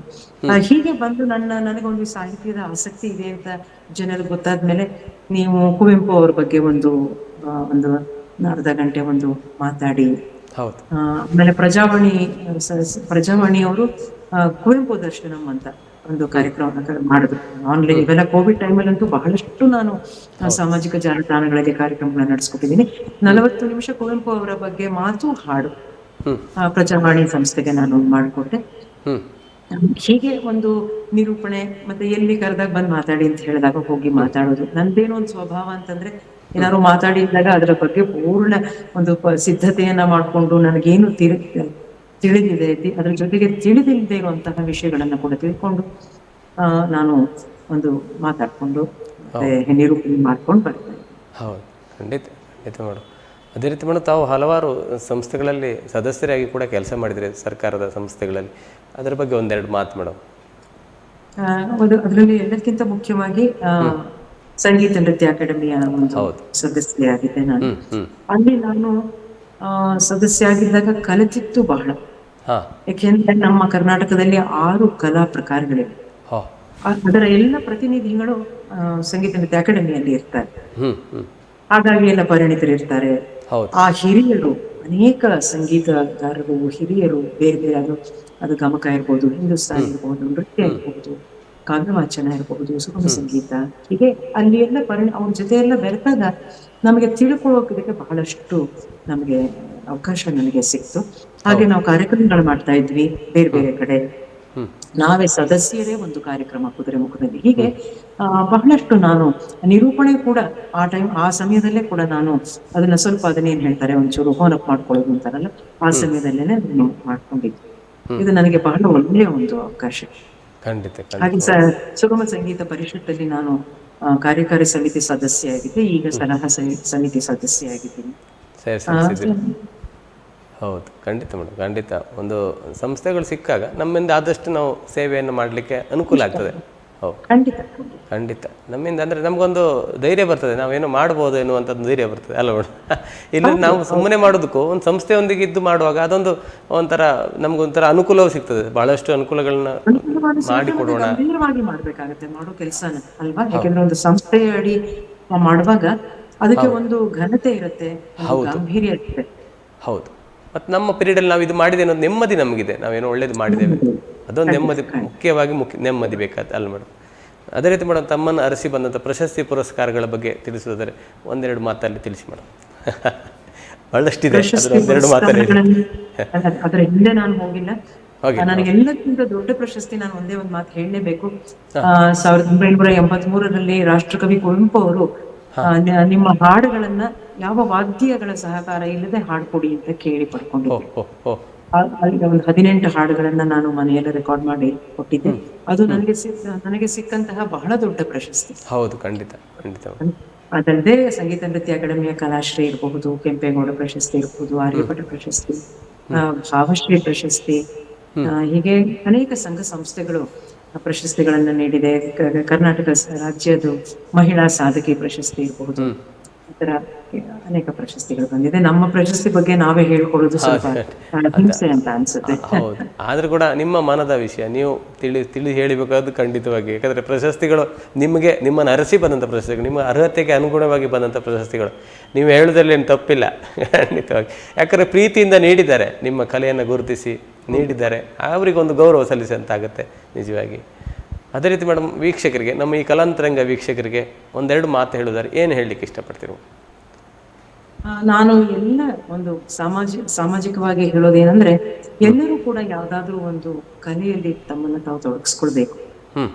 ಅವಾಗ ವ್ಯಕ್ತಿತ್ವ ಒಂದು ಪರಿಪೂರ್ಣತೆಯನ್ನ ಹೊಂದೋದಕ್ಕೆ ಸಹಾಯ ಆಗುತ್ತೆ. ನಾವು ನಿಸರ್ಗವನ್ನಾಗ್ಲಿ ಸಮಾಜವನ್ನಾಗ್ಲಿ ನೋಡೋ ದೃಷ್ಟಿಕೋನ ಬದಲಾಗುತ್ತೆ. ಯಾಕೆಂದ್ರೆ ಈಗಿನ ಕಾಲದಲ್ಲಿ ಒಬ್ರಿಗೊಬ್ರು ನೀವೇ ನೋಡ್ತಾ ಇದ್ದೀರಾ ಏನೇನ್ ನಡೀತಾ ಇದೆ ಕೋಲಾಹಲ ಅಂತ. ಇಂಥ ಸಮಯದಲ್ಲಿ ಕಲೆ ಅನ್ನೋದು ಎಲ್ಲರ ಮನಸ್ಸನ್ನ ಮೃದುಗೊಳಿಸುತ್ತೆ. ಹಾಗಾಗಿ ಎಲ್ಲರೂ ಒಂದು ಕಲೆಯಲ್ಲಿ ತೊಡಗಿಸ್ಕೊಳ್ಳಿ. ಎಲ್ಲರೂ ಪ್ರೊಫೆಷನಲ್ ಆಗ್ಬೇಕು, ವೇದಿಕೆ ಮೇಲೆ ಹೋಗಿ ಹಾಡ್ಬೇಕು ಅಂತ ಇಲ್ಲ. ಕಲೆಯನ್ನ ಆಸ್ವಾದಿಸಕ್ಕೂ ನಾವು ಕಲೆಯನ್ನ ಅರಿತಿರ್ಬೇಕು ಅಲ್ವಾ? ಒಂದು ಸಂಗೀತವನ್ನ ಚೆನ್ನಾಗಿಲ್ಲ ಅರ್ಥಕೊಳ್ಳೋದು ಕೂಡ ನಮಗೆ ಒಂದು ಸಂಗೀತದ ಒಂದು ಜ್ಞಾನ ಇರಬೇಕು. ಯಾವುದಾದ್ರೂ ಒಂದು ಕಲೆಯಲ್ಲಿ ತಮ್ಮನ್ನ ತೊಡಗಿಸ್ಕೊಳ್ಳಿ. ಮತ್ತೆ ನಮ್ಮ ನಾಡಿನ ಬಗ್ಗೆ, ನಮ್ಮ ಭಾಷೆಯ ಬಗ್ಗೆ ನಾವೆಲ್ಲ ಹೆಮ್ಮೆಯಿಂದ ಇರೋಣ ಅಂತ ಎಲ್ಲರಿಗೂ ನಾನು ಹೇಳೋದಕ್ಕೆ ಇಷ್ಟಪಡ್ತೀನಿ. ಖಂಡಿತ ಮೇಡಮ್. ಯಾಕಂದ್ರೆ ಒಂದು ಕಲಾವಿದನ ಮನಸ್ಸು ಮೃದುವಾಗಿರ್ತದೆ. ನಿಜವಾದ ಕಲಾವಿದ ಹೇಳ್ತಾರೆ, ಕಲಾವಿದ ಕೊಲೆಗಾರನಾಗಲಾರ ಅಂತ. ಯಾಕಂದ್ರೆ ಕಲೆಗಾರ ಆಗುದಿಲ್ಲ. ಯಾಕಂದ್ರೆ ಅವರ ಮನಸ್ಸಲ್ಲಿ ಒಂದು ಮೃದುತ್ವ ಇರ್ತದೆ, ಮತ್ತೆ ಒಂದು ಅನುಕಂಪ ಇರ್ತದೆ, ಎಲ್ಲ ಭಾವನೆಗಳಿರ್ತದೆ. ಹೌದು, ಖಂಡಿತ ಖಂಡಿತ. ಭಾವಜೀವಿಗಳು, ಅದೇ ಮೇಡಮ್. ಹೌದು, ಖಂಡಿತ ಮೇಡಮ್, ಖಂಡಿತ. ಆಗಲಿ ಮೇಡಮ್, ಭಾಳ ಖುಷಿ ಆಯಿತು ನಿಮ್ಮೊಂದಿಗೆ ಮಾತನಾಡಿ. ಕಳೆದ 1 ಗಂಟೆಗಳ ಕಾಲ ನಿಮ್ಮೊಂದಿಗೆ ಮಾತುಕತೆಯನ್ನು ಆಡ್ತಿದ್ದೀವಿ. ನೀವು ಬಿಡುವಿಲ್ಲದ ಸಮಯದಲ್ಲಿ ಕೂಡ ನಮ್ಮೊಂದಿಗೆ ಬಿಡುವು ಮಾಡಿಕೊಂಡು 1 ಗಂಟೆಗಳ ಕಾಲ ನಿಮ್ಮ ಮನದ ವಿಷಯವನ್ನು ಮಾತಾಡಿದ್ರಿ ನಮ್ಮ ಕಲಾಂತರಂಗ ಕಾರ್ಯಕ್ರಮದಲ್ಲಿ. ಅದೇ ರೀತಿ ಈ ಕಾರ್ಯಕ್ರಮಕ್ಕೆ ಆಗಮಿಸಿ ನಮ್ಮೊಂದಿಗೆ ಭಾಗವಹಿಸಿ ನಿಮ್ಮ ಮನದ ವಿಷಯ ತಿಳಿಸಿ ನಿಮಗೆ ನಮ್ಮ ಚಾನಲ್ ಪರವಾಗಿ ಪ್ರೀತಿಯ ಧನ್ಯವಾದಗಳು ಮೇಡಮ್. ನಿಮಗೂ ಕೂಡ ಈ ಒಂದು ಅವಕಾಶವನ್ನ ನನಗೆ ಕಲ್ಪಿಸಿಕೊಟ್ಟಿದ್ದಕ್ಕಾಗಿ ಬಹಳ ಧನ್ಯವಾದ. ಖಂಡಿತ. ಅದೇ ರೀತಿ ಕೊನೆಯದಾಗಿ 1-2 ಸಾಲು ಯಾವ್ದಾದ್ರು ನಿಮ್ಮ ಇಷ್ಟದ ಗೀತೆಯನ್ನು ಹಾಡ್ತಾ ಇಂದಿನ ಕಾರ್ಯಕ್ರಮವನ್ನು ಮುಗಿಸೋಣ ಮೇಡಮ್. ನನ್ನ ಸಂಯೋಜನೆಯಲ್ಲೇ ಮೂಡಿ ಬಂದ ಅಡಿಗರ ಒಂದು ಸಾಲುಗಳು. ಇದನ್ನ ನಂದು ಜೀವನ ಪಾಠ ಅಂತ ಕೂಡ ಇಟ್ಕೋಬಹುದು ಎಲ್ರು. ಹಾಂ ನಿನಗೆ ನೀನೇ ಗೆಳೆಯ, ನಿನಗೆ ನೀನೇ, ನಿನಗೆ ನೀನೇ ಗೆಳೆಯ, ನಿನಗೆ ನೀನೇ, ಅವರಿವರ ನಂಬುಗೆಯ ಮಳಲ ರಾಶಿಯ ಮೇಲೆ ಬಾಳ ಮನೆಯನು ಮುಗಿಲಿಗೆ ಸಲಿಹೆಯ, ನಿನಗೆ ನೀನೇ ಗೆಳೆಯ, ನಿನಗೆ ನೀನೇ. ಉತ್ತಮ ಗೀತೆ ಮೇಡಮ್. ನಿನಗೆ ನೀನೇ ಗೆಳೆಯ, ಬೇರೆ ಯಾರಿಲ್ಲ, ನಿನಗೆ ನೀನು ಬಂದದ್ದು ಒಬ್ಬನೇ, ಹೋಗೋದು ಒಬ್ಬನೇ, ನಿನಗೆ ನೀನೇ ಗೆಳೆಯ. ಉತ್ತಮ ಒಂದು ಸಾಲುಗಳಿರುತ್ತಾ ಗೀತೆಯೊಂದಿಗೆ ಇಂದಿನ ಕಾರ್ಯಕ್ರಮವನ್ನು ಮುಗಿಸಿದ್ದೇವೆ. ಹಾಗೆ ನಿಮಗೆ ಮತ್ತೊಮ್ಮೆ ನಮ್ಮ ಚಾನಲ್ ಪರವಾಗಿ ಪ್ರೀತಿಯ ಧನ್ಯವಾದಗಳು ಮೇಡಮ್. ಧನ್ಯವಾದಗಳು. Thank you. ನಮಸ್ಕಾರ. ನಮಸ್ತೆ. ಆತ್ಮೀಯ ವೀಕ್ಷಕರೇ, ಇಂದು ನಮ್ಮೊಂದಿಗಿದ್ದವರು ನಮ್ಮ ನಾಡಿನ ಜನಪ್ರಿಯ ಸುಗಮ ಸಂಗೀತ ಗಾಯಕಿ, ಅದೇ ರೀತಿ ಸುಗಮ ಸಂಗೀತ ಶಿಕ್ಷಕಿ, ಅದೇ ರೀತಿ ಸಂಗೀತ ಸಂಯೋಜಕಿ, ಸಾಹಿತಿ, ಇವರೇ ರೋಹಿಣಿ ಮೋಹನ್ ಮೇಡಮ್ ಅವರು. ಅವರೊಂದಿಗೆ ಮಾತುಕತೆಯನ್ನು ಆಡಿದ್ವಿ.